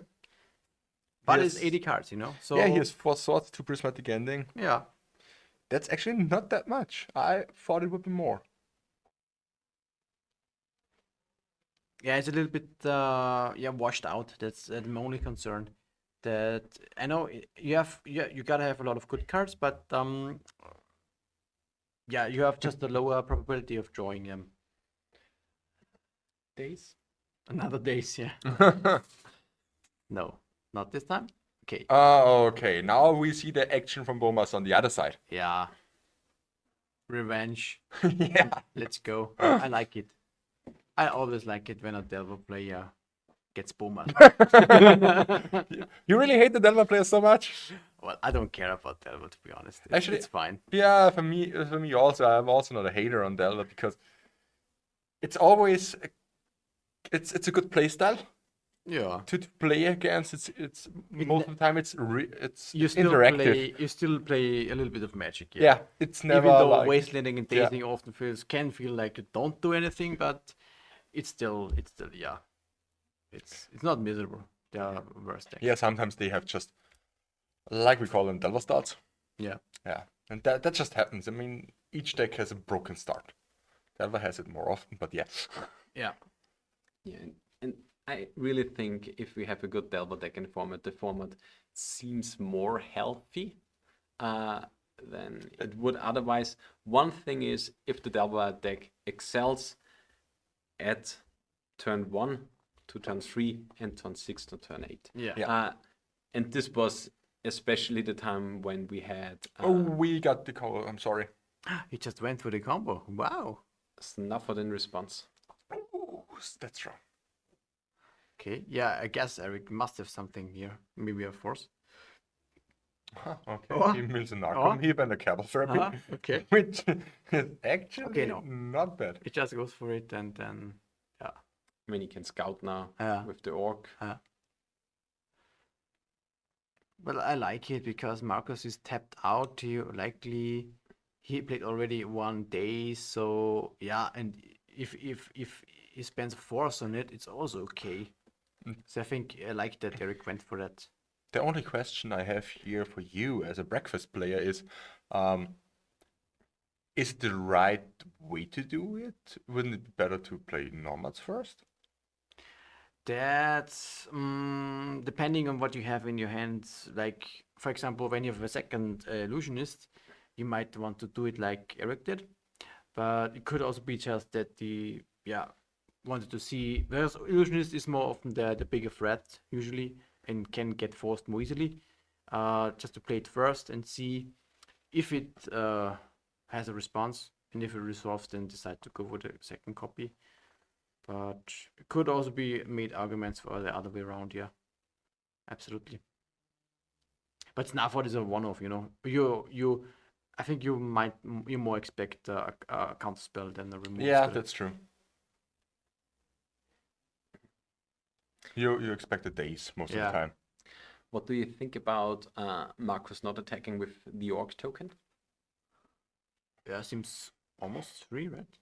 Yeah, it's definitely free. I mean, definitely with the Cabal Therapy that was previously in the graveyard, Yeah. it seems like pretty much free to trade anybody. for Lightning it. bolt? Was lightning bolt a pick? No. Bolt, and what are these? Are these ponders? Could be. Could Could ponder. be anything. I don't I know. think they are. So many secret lair options, oh my god. Yeah. And another nomad. Okay. Mhm. Okay. Another one. And like chat suggested, does he take the big bird in hand? The snake? Does he take the snake in his hand? Yeah. This is a brainstorm. Lorien could be. Yeah, he could have picked up the Lorien. Seems like a force of negation or something like that. It's a Misty and I don't know. A Scalding Town, okay. And the Force of Will. Yeah. Why isn't anybody playing old school Force of Wills anymore? What I do? I Yeah, mean, me too. In Fury, there is the discussion because, like, Terry Nielsen artwork, Yeah. Ah, yeah, I Right. totally forgot about that. but I'm personally a really purist of cards that are. Wait. Okay, it was a force. Yeah, it was a Force, yeah. Okay. This is a force. I completely missed that this card was still on the stack. For the second nomads, Yeah. it was forced. Really? Yeah, surprising. I don't get this either. Why would you care about this? But yeah. Now you have to attack with everything here. In my opinion, of Marcus. Yeah. For sure. I mean, it's free. Yeah, and you get the 2-turn clock with the bolt in hand. Yeah. And you can't kill the nomads because of the lightning bolt redirecting the damage to the... Yeah, to the Narcomoeba. Narcomoeba. But I mean, now you can do a cool thing because you can block with the Narcomoeba, the Bomas, then with the Narcomoeba, the Delver, with the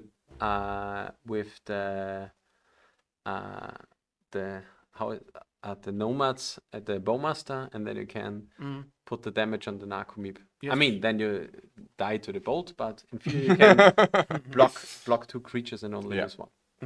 Yeah. I've done that a couple of times also. It was also pretty good.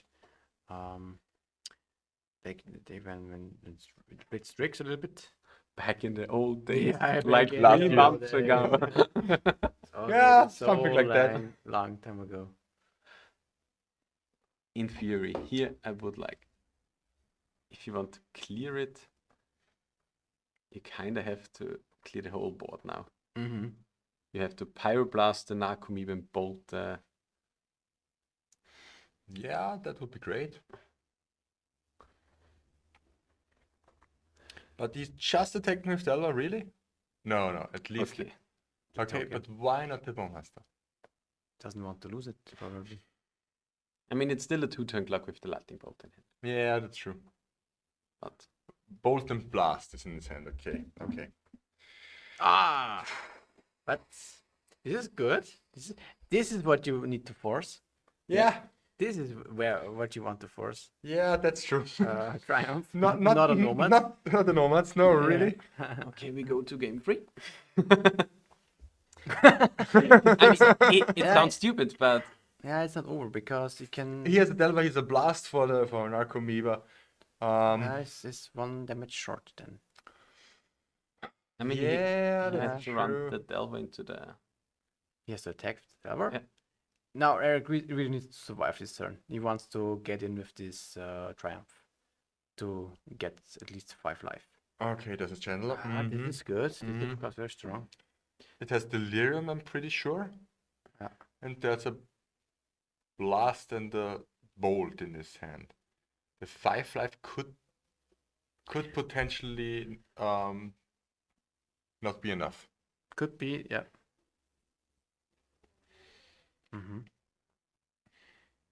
What is Rocket also involved? Okay. When is the event? The question from Hoodwinked to which event you're referring to? Our Austrian Legacy Masters, which is the whole weekend basically. But we have currently going on our warm-up FNM on the Friday. We are at the 4th round out of 5, and tomorrow will be the main event at 11 in the morning, and this will be for the qualifier. Attacking with Triumph and blocking with the Dreadnought Channeler. Really? Why? This Why? is interesting, yeah? I'm just face pop. Yeah. Eric, I think, is pretty happy about this trade. Yeah. Well, You it's, don't. it's not a trade, it's just Was it not? No, I don't get it. He gets a 5 life all the time. Yeah, okay, he bolts the Triumph. Okay. Hydroblast. Start. Blaster Storm, okay. Yeah, that's the problem. And he could have also redirected the damage to the Nomads. No. Why not? You can only redirect from Nomads to Oh another no, creature. no, it's actually yeah. From Nomads to another creature. Okay. Yeah. Nomads would be way too broken. Yeah. 2 damage there, 2 Yeah. damage there. Away from it. Yeah, I thought you could put it from the another creature to Nomads. No. We're way okay. too strong. Does he thought about now playing a big Murktide and this is enough? It seems like. Yeah, I would have still taken the 5 life. Have Yeah, a it's 3/3 in the have 6 damage in the air. Yeah. And put Hit my, for 6. and put my opponent down Down to 6. Mm-hmm.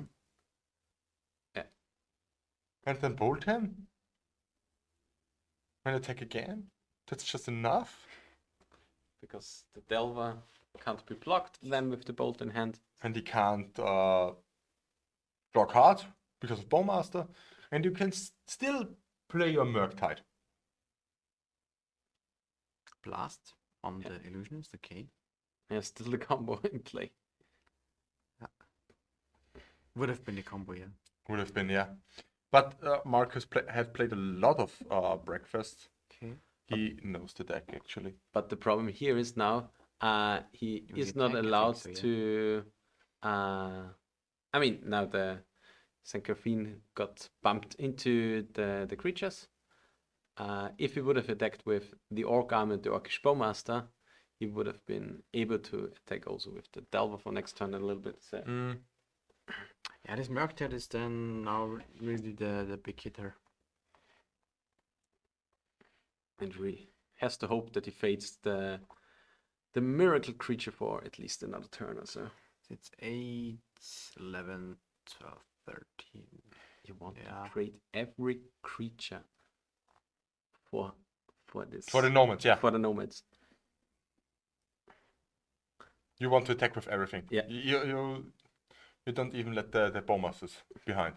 No, clear everything. If you trade with Bowmasters with Nomads, you're fine. Yeah, That's Completely. that's totally Completely. fair. take it every single time. Yeah. He tried to play it safe, but it's not safe. Yeah. Putting him to 1, shutting down the fetch land. Okay, no Catherine. The game. It's interesting. Ponder. And now the not attacking hurt him. Yeah. You can't find the illusionist. It's, I guess But the only way creature is out. down now. And he can't miracle out the... I'm not Catherine. sure where he will. He can. He should ping the nomads. For sure. He has to. Yeah. That's game. Down. Markus Schmidhuber 4-0. Local hero. Yeah, he has won the last, not our last, but the The second to last. second to last, our 7th season. The season last year, Yeah. basically. Yeah. He was our representative for the European Legacy Masters last year. Not representative for our But player. he played. He played for us. For our country. Yeah, one of them actually. So very very great actually from Yeah. Marcus. We've seen Grixis Delver in action. Yeah. We've seen Triumph of St. Catherine in action. What we still haven't seen was Sauron's Ransom. Yeah. not, Although both decks played it, yeah. I think they have bought it out probably. Mm. Although in Eric's, I'm pretty sure Eric hasn't bought it out. No. I think he needed. Yeah. But yeah, I think we can now say we have seen more Orcish Bowmasters than Rex and Dreadnoughts on stream, which is a good thing to say. I would Yeah. say. In the end, the Bowmaster Really? still comes. Yeah, for the first three rounds, we haven't seen a single Bowmaster. Yeah. And then suddenly they're everywhere. Like on the top tables. Yeah, Bowmaster. I'm pretty stoked about the last round for tonight. Yes. That will happen soon. And we actually know the opponent. We have 2 local guys playing out the finals. We have Andreas Leopold Seder seen in round 1 on land Marcus, okay. against Markus Schmidhuber on Grixis Delve in the finals. Good to see 2 local guys, 2 Austrians battling it out in the finals. Yeah. So we also can do magic. And we don't favor any of the 2 players. I would say. No, let's it's a take- draw. We take a short break before the next round. Yeah, this will be the finals. Yeah, Probably for from sure. the local guys. And yeah. we will see us again tomorrow. And Yeah. After the round, yeah, for After sure. the round, yeah, there's still more magic to come. So The whole weekend of yeah, magic. don't go anywhere and stay tuned. See you in a couple of minutes. Oh, this was a nice transition. Well, It is time for the last round of our warm-up FNM. We have 2 players that are 4-0. And those 2 players can battle it out to be sure that those are... one of them is the winner for the FNM that we have. Yeah, both of four. Oh, you already said it. I'm sorry. Yeah, exactly. I was a little bit distracted Yeah. by all these beautiful deck lists that we got submitted. Yeah. And I'm It now is- trying to find out the one that we need. Yeah. It is on the hand, we saw it on last stream. It is Grixis Delva again on Markus Schmiedober's piloting against Andreas Leopoldseder. We saw him in the first round actually with Lance. The deck fared him pretty well today. He's also 4-0. And it will be interesting who will be victorious after the match. Lance against Delva is also pretty historic in matchup, I think. It has seen a lot of legacy play in the past already. And I think overall Lance is well equipped actually to deal with Delva against, at least historically speaking. And We are, as always, asking the question, who's the beatdown? Who's the beatdown? Yes, this could be the question for the weekend. Yeah, who's the beatdown? If anyone hasn't read the article, it's really old, but it's one of the best Yes. articles I out there. always tell my coworkers, but co-workers I think, Co-hosts. co-hosts, yeah, but they never did read it. Yeah, I know. I have to do my homework, but I'm pretty stressed. Like stressed now with the deck lists. Yes. Okay, let's head over to the players and see what's going on over there. And I think Lance excels in this current metagame because it is so good against the Delve strategies. Let's see. Because it has like so many things that it can do. And I will ask for the next time, Philip, how I did structure the deck list. Because when I first left it, there was one pile for players who lost the game and one pile for players it who has no haven't structure. lost the game. It has no structure. Just It let's certainly be has no honest. structure anymore. Yeah. Yeah. But I found it. I have now both deck lists from our players. And yeah. And we will really see how the match goes. I mean, at least Marcus has a lot of 1-drops, so he can really raise the Delver player. But on the other hand, we have like 3 Punishing Fire on the sides of Andreas to really deal recursive with the small threats. And Bone Masters isn't good. Yeah, that is true. But let's see. Marcus actually plays Delver in his Delver deck. Yeah, it's a real Delver What the deck. fuck is happening? We talked about this beforehand. We talked about this in, I think it's the third round now that we talked about this. Yeah. But yeah, Delver decks are great. I simply cannot get over the fact that people are cutting Delver from Delver. It's just, it's not good in my opinion. It's just strange and dumb. Yeah, we can see. I mean, if you have a better Delver in Dread of Arcanist and Dragon Rage Well, Channel, yeah. it makes sense because you are saturated with your 1-drops. No, But on you're the other never hand- saturated with your 1-drops. You always want 8.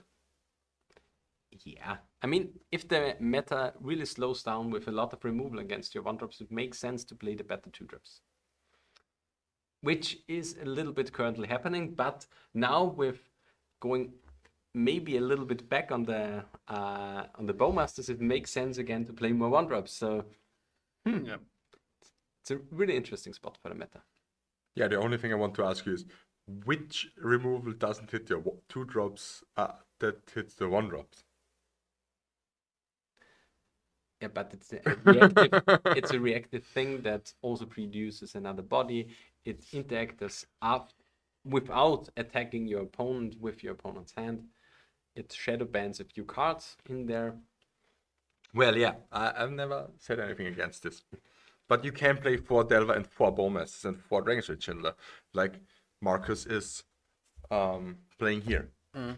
And this seems like, Let's for me, like a good configuration of your threat. But the thing is, how many instant or sorceries do you now have in your deck to flip your Delver? Because the more you increase your threat base, and he plays 15?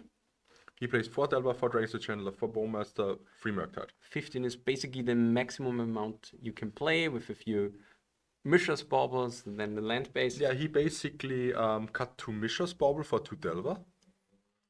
And 1 Spell Pierce for the 3rd Delver. And I haven't found out what's the... But I'm interested, when I'm just seeing it that he plays main deck Thoughtseize. Is this something? Yeah, 2 Thoughtseize, yeah. Yeah, I'm not sure if I've seen this too often actually in Delver decks. This is rather interesting, I think. okay, exploration. But I might be mistaken here. It's strong. Especially Yeah, in this particular spot here. Yeah. To take an exploration from the lands player is really great. Mm-hmm. Slows down the game plan of Andreas down a lot. So You can also just daze it. I mean, he still has a Mox, but Yeah, you could also make a case for Thoughtseizing the Mox. Exploration probably is better when he's not having a daze or anything for that. Yeah, but if he's having a daze or if he's having a wasteland, then maybe getting the Mox out of his hand is better because Sure. you can still counter exploration Yeah, and you can Yeah. keeping off of green because these decks tend to be a little bit, although they are called lands, a little bit greedy on the color mana. I never actually calculated myself, but could be the case. I don't know. yeah, there is a lot of cards that don't produce any green mana. Because I think Yeah. one of the decks that would the least want to play is actually something like lands. I'm Yeah, I can totally understand you. never had the urge or it was never tempting to me at all to touch something like lands. Yeah, that's But it's it's because you're not a control player. But yeah, Yeah, I was gonna say, is it a control? If I want to play control, I'm not really a control player, but because I tend to be just too slow. This is one of my issues on that. I would like to be able to play control more fast. It's just also a matter of practice. But yeah, if I would play control, I would play a different version. I would like my You play the blue. lands version with Uro. The lands version with Uro seems interesting. No. no. I would just want my Brainstorm Ponder Force and Lorien's. Yeah, Lorien revealed. The funny thing is, I am also not a control player. I can't play control. I'm too slow, and I'm also not a tempo player because I really don't know how to tempo people out. Yeah, tempo is also pretty hard. Yeah, but I can play mid range and combo. These are my two Yeah. things. What are you laughing at, Peter? I'm laughing at the Delver start of Marcus here. Yeah, it's typically Marcus. Two Yeah. Delva, one DRC. Why not? It's set up now to flip both Delvers on the next turn. He can easily raise now the construct tokens. So yeah, You know what? It's easy for Andreas. He just makes a Marit large next turn and calls it a day. the secret Well, Could be. the secret card can also just be an how's it called? Punishing Fire. A construct. I like it. Just attacking into a construct is interesting. Okay, I I think think this he was, thought it was a mistake. I think he thought definitely, yeah. he could trade here, but he forgot the Mox Diamond. Would be my assessment, basically. I don't think necessarily that it's a good play to trade constructs here. Okay, yeah, I tries to get the... Could you have done a Merit Latch this turn? I'm thinking about it. No. Would have. It depends on what this hidden card is. A crop rotation and... I don't know, is this a Thespian stage? What can you get with Saga? Is there something that would help? Soulguard Lantern removes the Murktide play. No, I mean for I'm sorry, but for making you can get another Mox, right? Technically, Yeah, If you could discard a ramp. land, You yeah. could ramp, and with the crop rotation, you could go for. Yeah, I also think you could go for a Marit large Then here. you have that station head. Because there's no wasteland in play, and if he makes the Marit Lodge immediately, don't think Marcus has an out. No. has nothing. So he could do it on sorcerer speed. Unless the crop rotation gets countered or something like Yeah, that can happen, but that. Could be something worth considering, I think. depends. I think Marcus has one card in hand. It can't be a force. It could be a daze. Yeah, but Yeah. it was a second saga. Okay. And or is it a maze of it? I don't know It's a about saga. his. No. I mean the one in his graveyard. Oh, This could be a Maze of Ith. yeah, probably another. Has Andreas played lands before? Yes, he has played a couple of times during our weekly. Lance is, I think, his first fully built deck in Legacy. Okay, really? Yeah. At first, when he started playing Legacy, coming from When Modern. he chose lands? Yeah. Was it not Grixis? No. It was Lance. At first, it was Lance, and he switched to Grixis. Okay. Yeah. And Lance. then Storm. He's And also... then Storm, yeah. Okay. Because Lance is not, when if you look at this version of the cards that he has, I would not think to myself, okay, I just build lands with Tabernacles as my first deck. Yeah, free dedication. to put it. Yeah. I'm pretty sure it's his first deck, yeah. Yeah. First Legacy deck. I mean, if you know his end deck, Yeah. it's definitely more dedication for the end deck. Oh, yeah, that's true. Because if you know Scorch Altars, or for the chat, Scorch Altars is the one that makes foil cards out of non-foil cards. Yeah. And it could be that Andreas at the moment has no LEDs. I'm not sure if he has given Yeah. him them to foil them. Well, then, yeah. Because Andreas has now Yeah. Japanese LEDs. Yeah. I know he got himself some Japanese signed LEDs. Yeah, and he wants to foil them with Scourge Altars. Yeah, he already has Guru altered foil Mercadian, no, not Mercadian Mask. Mercadian Mask Brainstorm, yeah. Mercadian Mask brainstorms, where the altering is done beneath the foiling of the brainstorm, so that everything looks fine. I mean, Oh my gosh, it's so he has the original foil Dark Ritual altered by the artist. Yeah. And him to Turak in foil. Him to Turek in foil. He has the Guru lands for the deck, all signed. So basically, if you want to see a pimped out deck, go to Andreas. And yeah, all 75 cards from Ant is signed. It's so beautiful. Oh my gosh, it's so beautiful. I like the signing part. I don't like the foiling part. Yeah, Yeah. I totally understand. I'm not a foiling guy. Yeah, me neither. I mean, I love the fact that you can foil old border cards in With Scorch. with you pay a lot of money, then you can foil old border cards. Also tools. But I simply hate the fact that not all cards are available in old border. Therefore, Not yet. yeah. Something like Painter got reprinted in foil old border because of a judge. So And now you have to go with foil painter. it's Foil you painter can't painter. get the foil grindstones because you have to put shipment to Scorch. Of course. yeah. And Yeah. I mean, theoretically, there are foil City of Traitors out there because there was a test printing of City of Yeah. Traitors, but those go for like 10 to 15 grand. I think if they're even more. Are they 22, 25. okay? Yeah. Oh, yeah. Severin in the chat said Scorch apparently also does old bot. Yeah, he does old boarding too, but there are he made a playset, I think, of Painter Servant in Old Border with the Phyrexian scribbling. Okay, wow. Beautiful. Huh. But yeah, I think we see here Andy winning on the next turn. Am I right? How big are they? They were 1, 2, 3, 4, 5. Five Five. fives. Yeah. Next turn he gets another token.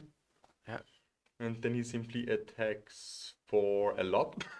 For leaf. Yeah. For I don't want to count. That Would be me. Is it a 7/7 Murktide? you turn it sideways and just say, is it enough? Count yourself, map for blockers. Yeah. Win? Question mark. Yeah. Taking damage is for losers. Okay, it's a 7/7. I mean, He can block all 3 next turn, his, constructs. The Merctile is pretty Constructs. important. Yeah. Yeah, because it's a 7/7. I mean, next turn, The constructs Saga are 7/7. dies, gets another Mox Dime, and the constructs are at least 7/7. It's Oh, not the Mox it, Diamond. it didn't go for an 8/8. Ah, it has the Punishing Fire also, yeah. Okay.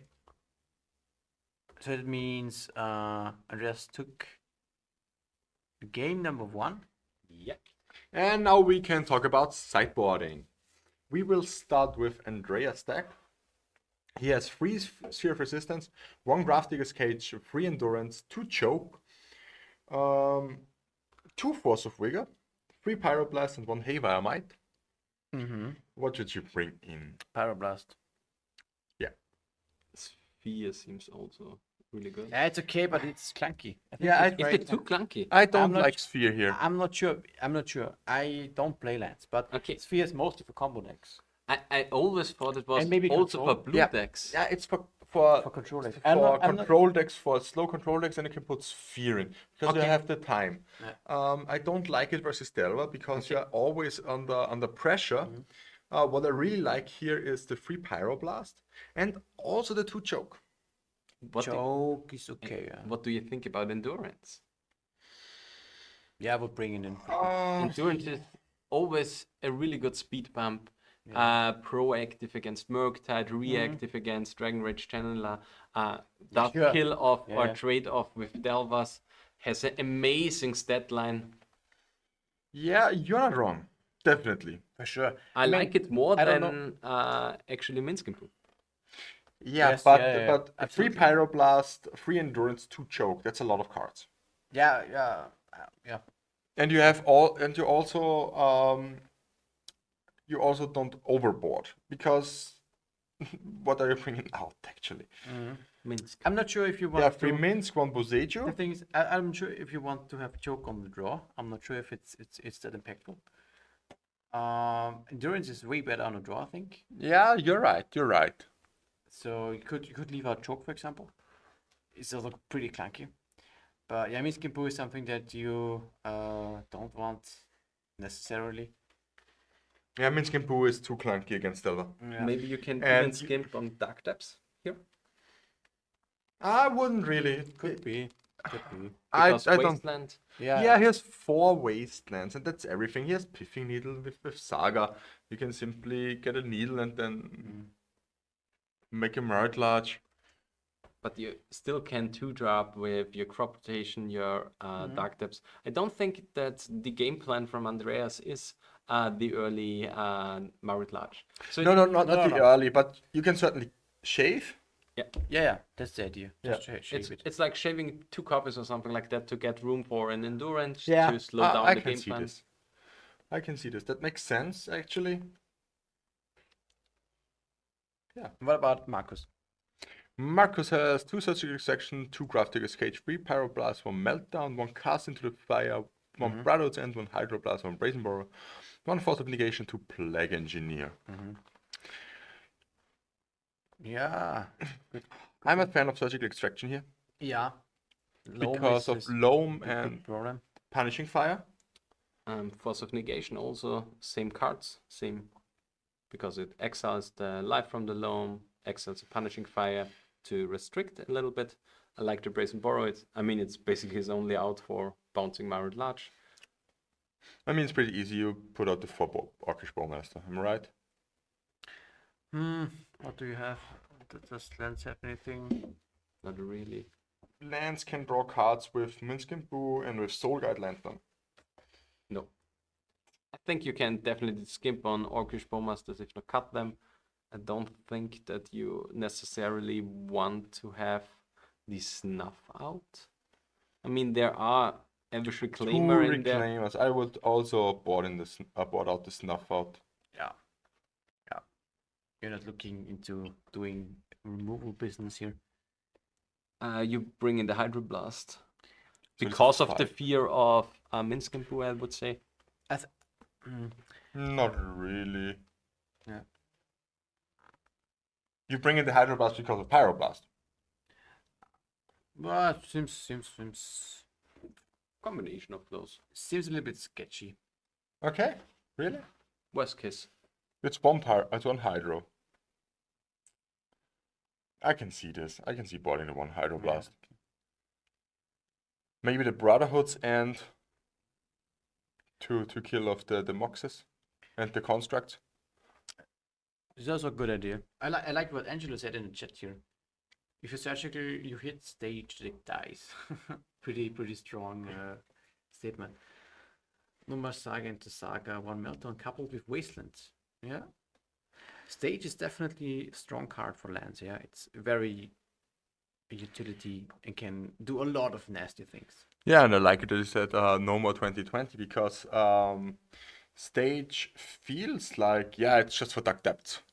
But you can do so much more. And with every set that we are getting, we got good lands. Yeah. And the equity of stage just rises and rises all the time. Yeah, basically stage is the weld of depths or of lands. Of lands, yeah. It's a niche card that has some very specific use cases, but can do much more. Yeah, for sure.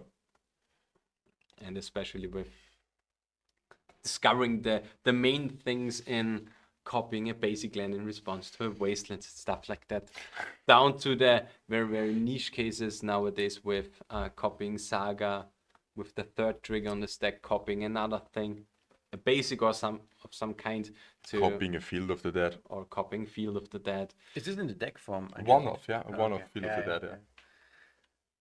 which also can be theoretically cut in this matchup. I would Yes, say. this is what I would definitely cut. And here we have a lot of utility lands that don't produce any mana that you need, that you can exile. The question is, for example, if you want to have the Bojuka Bog in there or not.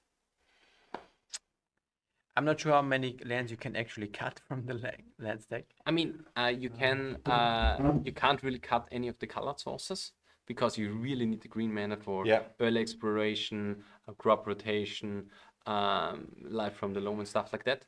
But on the non-colored sources, you can cut. Yeah, those are acting like spells, basically. But I'm pretty sure because you want to have value out of life from the loam and stuff like this. Also, you want to have a land count, a certain land count. You cannot just go down to 20 lands or something. No, not really. But you can cut about I think 4 to 5 lands is maybe in the realm of possibility. That would be a Bojuka Bog, 2 Dark Depths that are free, Ombo Seiju, and the Field of the Dead. That's 5. Mm-hmm. Yeah, if you these sound reasonable in my opinion. Yeah, I mean the potato is green, but yeah, you can for sure cut a few of those, especially since you have to make a little bit room for additional green cards because of endurance, for example. Then you cut the 2 Minsk and Boo, and then you're on 7 cards out, so you get in 3 Pyroblast, 3 Endurance, and a Choke. For example, yeah. Or 3 just you leave in 1, I don't know, 1 Boseiju because it's a green source. Yeah. Let's see. Both players are mulliganing. a mulligan and now keeping, I guess.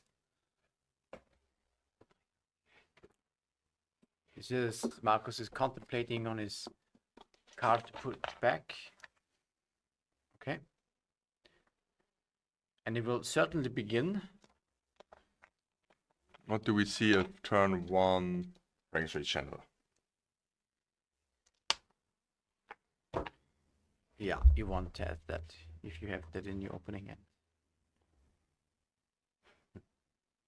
Rub it for good luck. Okay. Okay, at Delva. No Drangstar Chandler, so no follow-up play. Maybe he wants to go for an underground sea here. No, for Volk, yeah. I find it kind of hard to decide when to play Delva or when to play Dragon's Rage. But I think I like the turn 1 Delva more because you get more chances at flipping it. Yeah, it's harder to have a 3/3 on turn 2. It's possible, but it's more consistent, I guess, with Delver. Yeah. Delver 3/3 on turn 2. And I think you're certainly the beat down here, and you need to make pressure. Yeah, I also see that. Yeah. Yeah, and I think DRC is better on the slower start of a deck. And Delver excels as the faster start of the deck because like DRC is used to set up for turn 3, turn 4, and Delver should excel at attacking on turn 2. And there we got the blind flip. Yeah. Good Delver. Good boy. Good boy, Delver. That's how you do it. Is it Wasteland Pass? Please tell me. Yeah, from Andreas it was Wasteland Pass. Yeah. Okay. Marcus has a Wasteland in hand. So He didn't play it? yeah. Okay. Just said go. But why didn't you play the Wasteland at least? To hide it? What would you do that? I'm not sure. I wouldn't do it. Nah. Just making land drops all the time. Because I'm not sure if you really not. Your opponent already has played a Wasteland on it on their own, so not pretty sure. If you want to hide it. I mean, and I think Marcus hesitated with trying to play land and then kept it in hand. So maybe Andy caught it. Yeah, you should have known because you wouldn't think about this when it's just a normal door land. Yeah, you would just slam it. Especially since he contemplated between 2 1-drops. So it made Yes. sense for Andreas to know if he would keep a fetch land or in a dual land because of Wasteland in hand. And he knew the Brainstorm, so if he had a land, he would have cast the Brainstorm. Yeah. Yeah. So, yeah.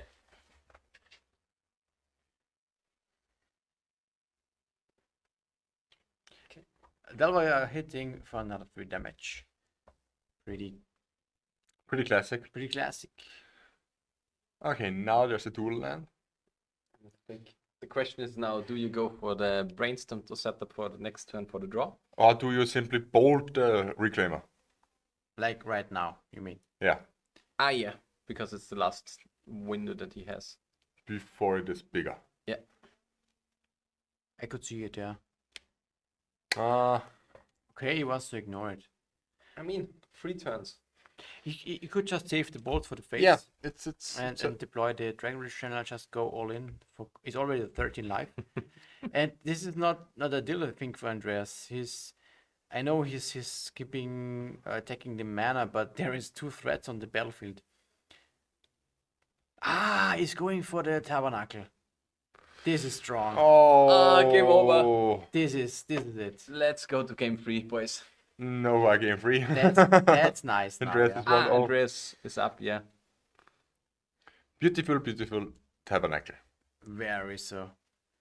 Yeah, now you can.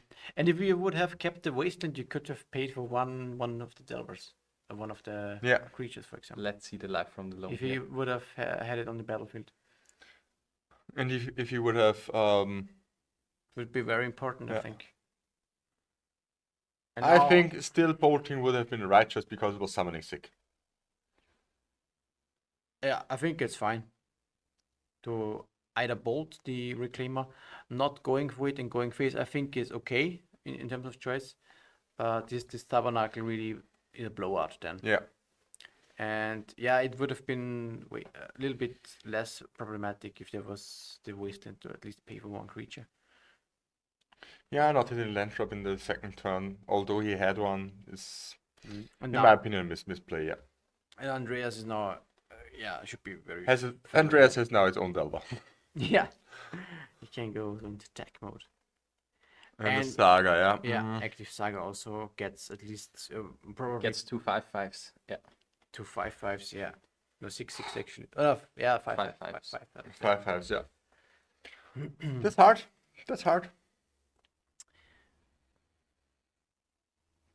Yeah, very strong plays from Andreas' side. Yeah. Yeah, it's like a really nice board on the side of Andreas. He pretty much operates without being wastelandable because he has like the 2 Mox Diamonds. He had the double Wasteland to really interfere with the acceleration of Marcus, and yeah, get the finishing move in the Tabernacle of Pendril Whale. Seems like a really nice day on the side of Andreas here. Good warm-up, but I mean, I think I can spoil it here. He's playing only lands to scout. He's planning on playing another deck for tomorrow. Okay. Really, wow. but this deck is very successful. Yeah. You should think of Of playing Tomorrowlands. yeah. Then I play a 5th Magus on the board. Just have a Blood Moon. No, not the original card. Yeah, but I've seen a lot of painted decks that also play Blood Moon in the sideboard sometimes. They are playing a split or Sometimes, an additional card. yeah, I don't know, Magus or a split, or yeah, it's different. It's always different. Bolt plus Wasteland for a single saga, basically. That's too much value also. Wow, yeah. I mean, he needs to do it. Yeah, for Because sure. he would die otherwise, but Yeah. it doesn't seem good. Yeah, Here's still the Reclaimer, yeah. which hits for free.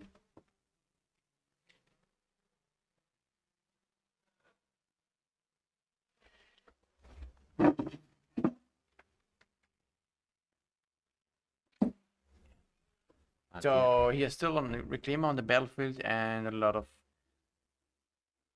mana still. Marcus has not gotten into developing non-threats for the moment. Crop rotation for another saga? Most likely. Saga seems good. Just pumping out more constructs. Yeah. Seems like the right thing to do. It fastens the clock, especially since it hits with one counter and in the upkeep gains the second counter. So it pumps out tokens on the next turn. And yeah. Marcus really wants to see a meltdown now. Yeah. A meltdown would be so good. Yeah. Would have been a surgical on Saga probably? Should be Would you go? saga. I guess you should go on Saga, right? Wait. To No. take something different? In this case? Stage? No. It Tabernacle has to be makes- saga. I think it makes Saga, right? Wasteland? Wait, what the fuck? Do you care about Wasteland? Okay. No. I mean, Sure, he cares a little bit about Wasteland. I mean, if he goes here for a crop rotation for a Wasteland, he is completely scuffed off of red. Because I think he only plays 3 Volcanic Island. Yeah. Would be the last red source in the deck. Which okay. leaves him Yeah, with that I can card. see that, yeah. Maybe then it's the better choice. And we see Minsk and Boost still in the deck. Okay. This I did not expect. Especially on the draw. Yeah, it seems.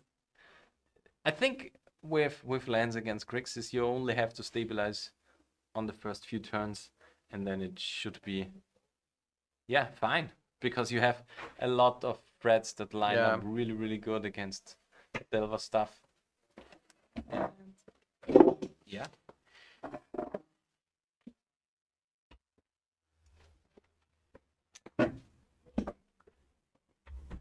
There's still a Pachuca Park to prevent any, Murktide shenanigans. Murktide. That would be probably one of the best ways for Marcus to really come back for this game. Just jam a big Murktide and just laugh at your opponent. But this is not, of course, a reasonable thing in the face of a Pyroblast from Andreas in hand. And yeah. Any smaller creatures get killed by the fire. And Yeah, but he has no growth with Gunville, so I'm pretty sure Andreas uses it to go for face. Yeah. So it's a 2-turn clock. For sure, it would also be a 2-turn clock with just the Reclaimer. Okay.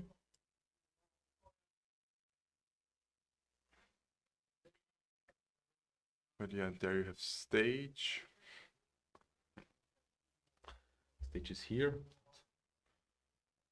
Yeah, doesn't do a lot actually here stage now, but Is he still at 6? There is one language channel. Okay, just kill it. Don't care. Just gets killed, and yeah, that's game. Marco Schmidhuber dying to the killing blows To of an elf. Tabernacle. To a tabernacle. To Tabernacle. Actually, Always. not against the elf, because Yeah. a construct would have been enough or something, but or a delver. It just delivered the message of Heops. Absolutely, yeah. Yeah, for sure. So we have a winner for the first Legacy Warmup FNM, the Austrian Legacy Masters. It is Andreas. Leopold do an Eder. interview? Yeah, for sure we should do an interview. I go upstairs and talk to him and say, you We have just to gather him. get Chad Campid, as we say in Austria, and go down and talk about Yeah. the legacy. We set everything up here. You can just gather Andreas, and then we have a short talk to him. In the meantime, he wants to, of course, decide. Always decide board. Yeah, because sometimes shit happens. Yeah. But do you know this narrative or this kind of there's a meme actually kind of going on.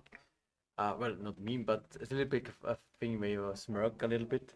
Is when you win a big GP, Yeah. at the end, when you win, you're just happy and you scream and you can't Okay. comprehend it. And there's been a couple of, I don't know the name, maybe I can't recall it, but they're so stoic. It was such a stoic moment. The moment when a GP was won, just went on to decide boarding. Really? Don't care about the win. I'm gonna decide board now. So- Yeah, I can't have a Yeah, deck check now. yeah. I mean, Usually you don't care. Just throw the deck away. I'm the winner. I'm decide boarding. Very very calm. And this is kind of it's always decide board. so what do you think about the position of lands in the metagame? Wow, it's a good question. As a 5-0 now in the warm-up FNM, Yeah. I think I think it's saying pretty much, because lands is ignoring Bowmaster. Pretty much, yeah. Yeah, they aren't drawing cards really, so Bowmaster Yeah. doesn't do anything. They are not really good Um, targets. And usually Lance is good against Delver, like historically. It has good kind of interaction cards against it. Also against Scam, I think it's okay. I don't know, because I'm just basing it on popularity, and I think Scam or this UB Shadow, Death Shadow or Delver are probably one of the more popular decks. Against Control, Lance is strong. Lance usually struggles against combo decks, and those are also not that They are aggressive. not really present. I can't think of any combo deck that gets played really much at the moment. I think the best one is Cephalid Breakfast, but that's not a traditional Storm combo like deck. And nowadays, if it's the case that you have to play it in a more controlling version, then Lance is also more happy. Yeah. But Reanimator, I think, would be one that is one of the fastest. But as we saw from today, Andreas still managed to beat Reanimator on the first round that we saw. This was together with Peter in that sense. Yeah. But we saw that Andreas really 2-0, I think. Yeah, 2-0 Reanimator, Yes. and really played smoothly, and Yeah. He And- had pretty good interaction also. yeah, he simply I don't want to say he had all the things, but he played it in a style where you really can that he knows what he's doing. Yes, So in that sense, yes. He has also played Lance a couple of times already. like we said, and we will ask him definitely. Yeah. I'm pretty sure it was his first legacy deck that he had fully built. We can ask him. Yeah, we will do. Yeah. We might be curious to know how much it is worth. The lens deck? Oh yeah, Yes. wow. That would be an interesting question to ask. Yeah, just I think we take 2 to 3 minutes break until Andreas comes, Yeah, and just to get some air. for sure.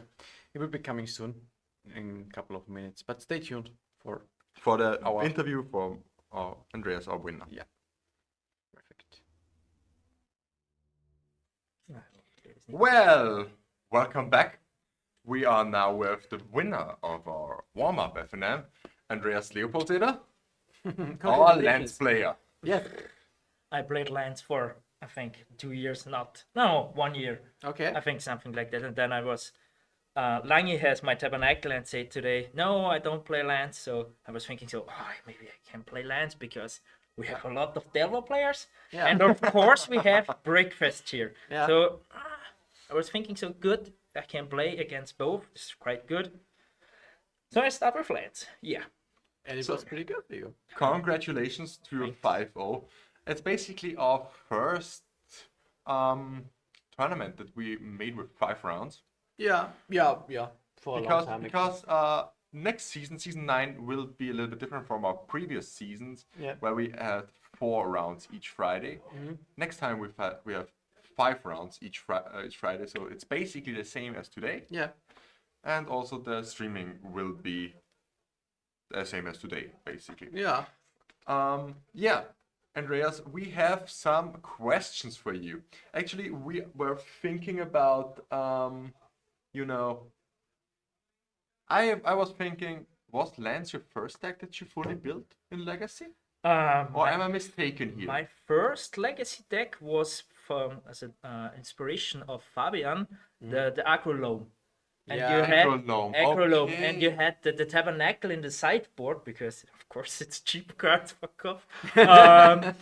And the first time I go to Otto and ask him, so maybe I can give me a Tabernacle for the sideboard. And after I think I bought the Tabernacle in the shop by Stefan Steiner, I paid over 3 months each month money back because the Tabernacle was something like 2Ks. Yeah. And I was thinking, 2Ks is a lot of money. So Yeah. each month I pay him 700 euros back. And that was my first really hard investment in Legacy. Okay.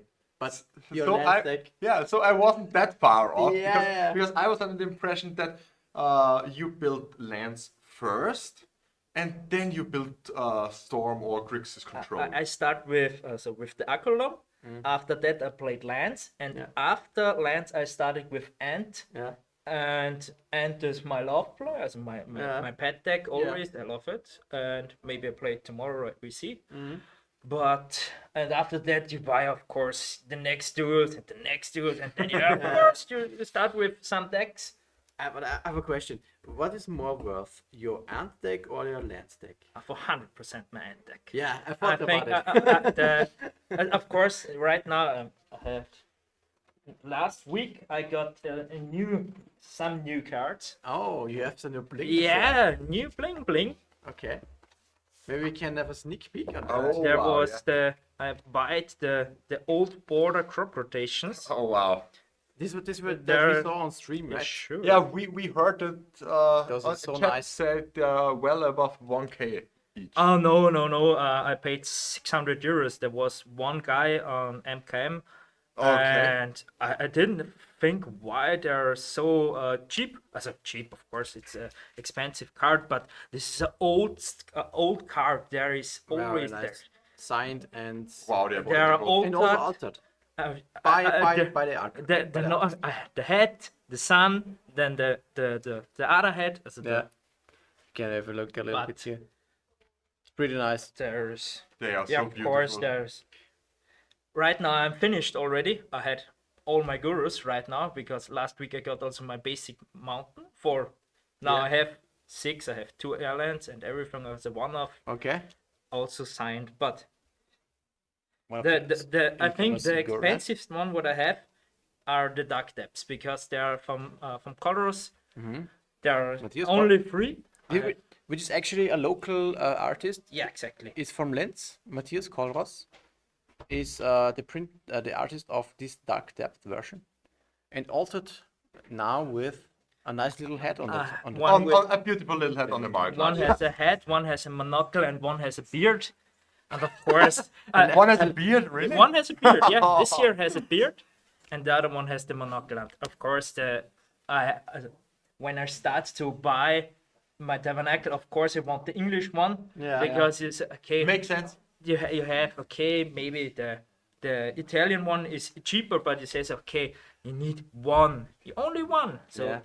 You gotta get the more expensive one and the exactly. the most prestige And one. right now, of course, the Tabernacle is right now. Yeah. Lange bought yesterday also one for 3.5K and everything. Wow. So So it's a lot of that's money. a lot of money. But I start with, I think my first duels was a Bayou for 100 euros, something like that. I start back in the early. day. There was the basic white bordered. Of Yeah. course, for Agrolome you need a lot. You need Bayous too, a Badlands, a Scrubland. You need everything that's on blue. Yeah, exactly. basically, Yeah. So that was the starting. But speaking of lands now, you fared pretty well today. Do you think you could play tomorrow? I make the meta call, so I was thinking, so the Italian guys plays for 100% breakfast. Then we have, of course, the Linzer people when they want to play. They're Yeah. playing Delva. It's always the Delva players. So I was thinking, so what is good against breakfast and Delver? And I was yesterday at the concert of Rammstein. Okay. And then I had a small accident with my car. Then Wait, really? What? yeah, my wheel cut off completely, and yeah. So today we drive with the train back. My father bring me to my car. I drive 1 hour back, and then change the insane. wheels. And after that, I was at home and think so. I want to play today 8 cast. Okay. Then Lange sends me, I don't play lands today, so can I have my Tabernacle? Yeah, of course. And then so, good. Okay, back to old school Back magic. to old deck. Nice. Do you have something that you can get right So as a prize? that's your prize for today. Yes. First one. The first one. Money. I mean, it's not that much, but it's something for. It's always a start. Yeah, It's for sure. Always you Tomorrow need will to be start. the bigger money, of course, the Elm qualifier that we have for the main event. But so you are not sure what you play tomorrow. I have no idea. Okay. So, So it might be lands, might not be lands. I think I don't play lands today because right now everyone knows. Okay, he played lands. He's got 5 or so. Yeah. I don't think I play lands. Something more for like a more maybe a control deck or a combo deck. I have no idea. But you see in the series. I know your decks and they are all extremely beautiful. Yeah, of course. They're That's So, Right. so if we have you on stream tomorrow, then we will see definitely Yeah, some it was- beautiful, beautiful cardboard. yeah. But I start round 1 on the stream already and finish the last round on Yeah, the stream. that's true. yeah. A good run. So congratulations. Thank you very Again. much. So congrats. Thank you very much for joining us tonight. We will be here tomorrow again, and we'll start stream at 11 CEST, Central European Summertime, and for the Austrian Legacy Masters, where we play out not only the European Legacy Masters ticket, also I think Underground Sea, a Tundra, to Savannah, a place at the Force of Will, Yeah. and something that I have forgotten already. But pretty nice cards and prize pool that we can. And so see you tomorrow, that's for sure. Have a good night and stay Stay tuned for the whole weekend. for the whole weekend for more Legacy to come. Thanks for having us and see you soon. Bye. Bye. See ya.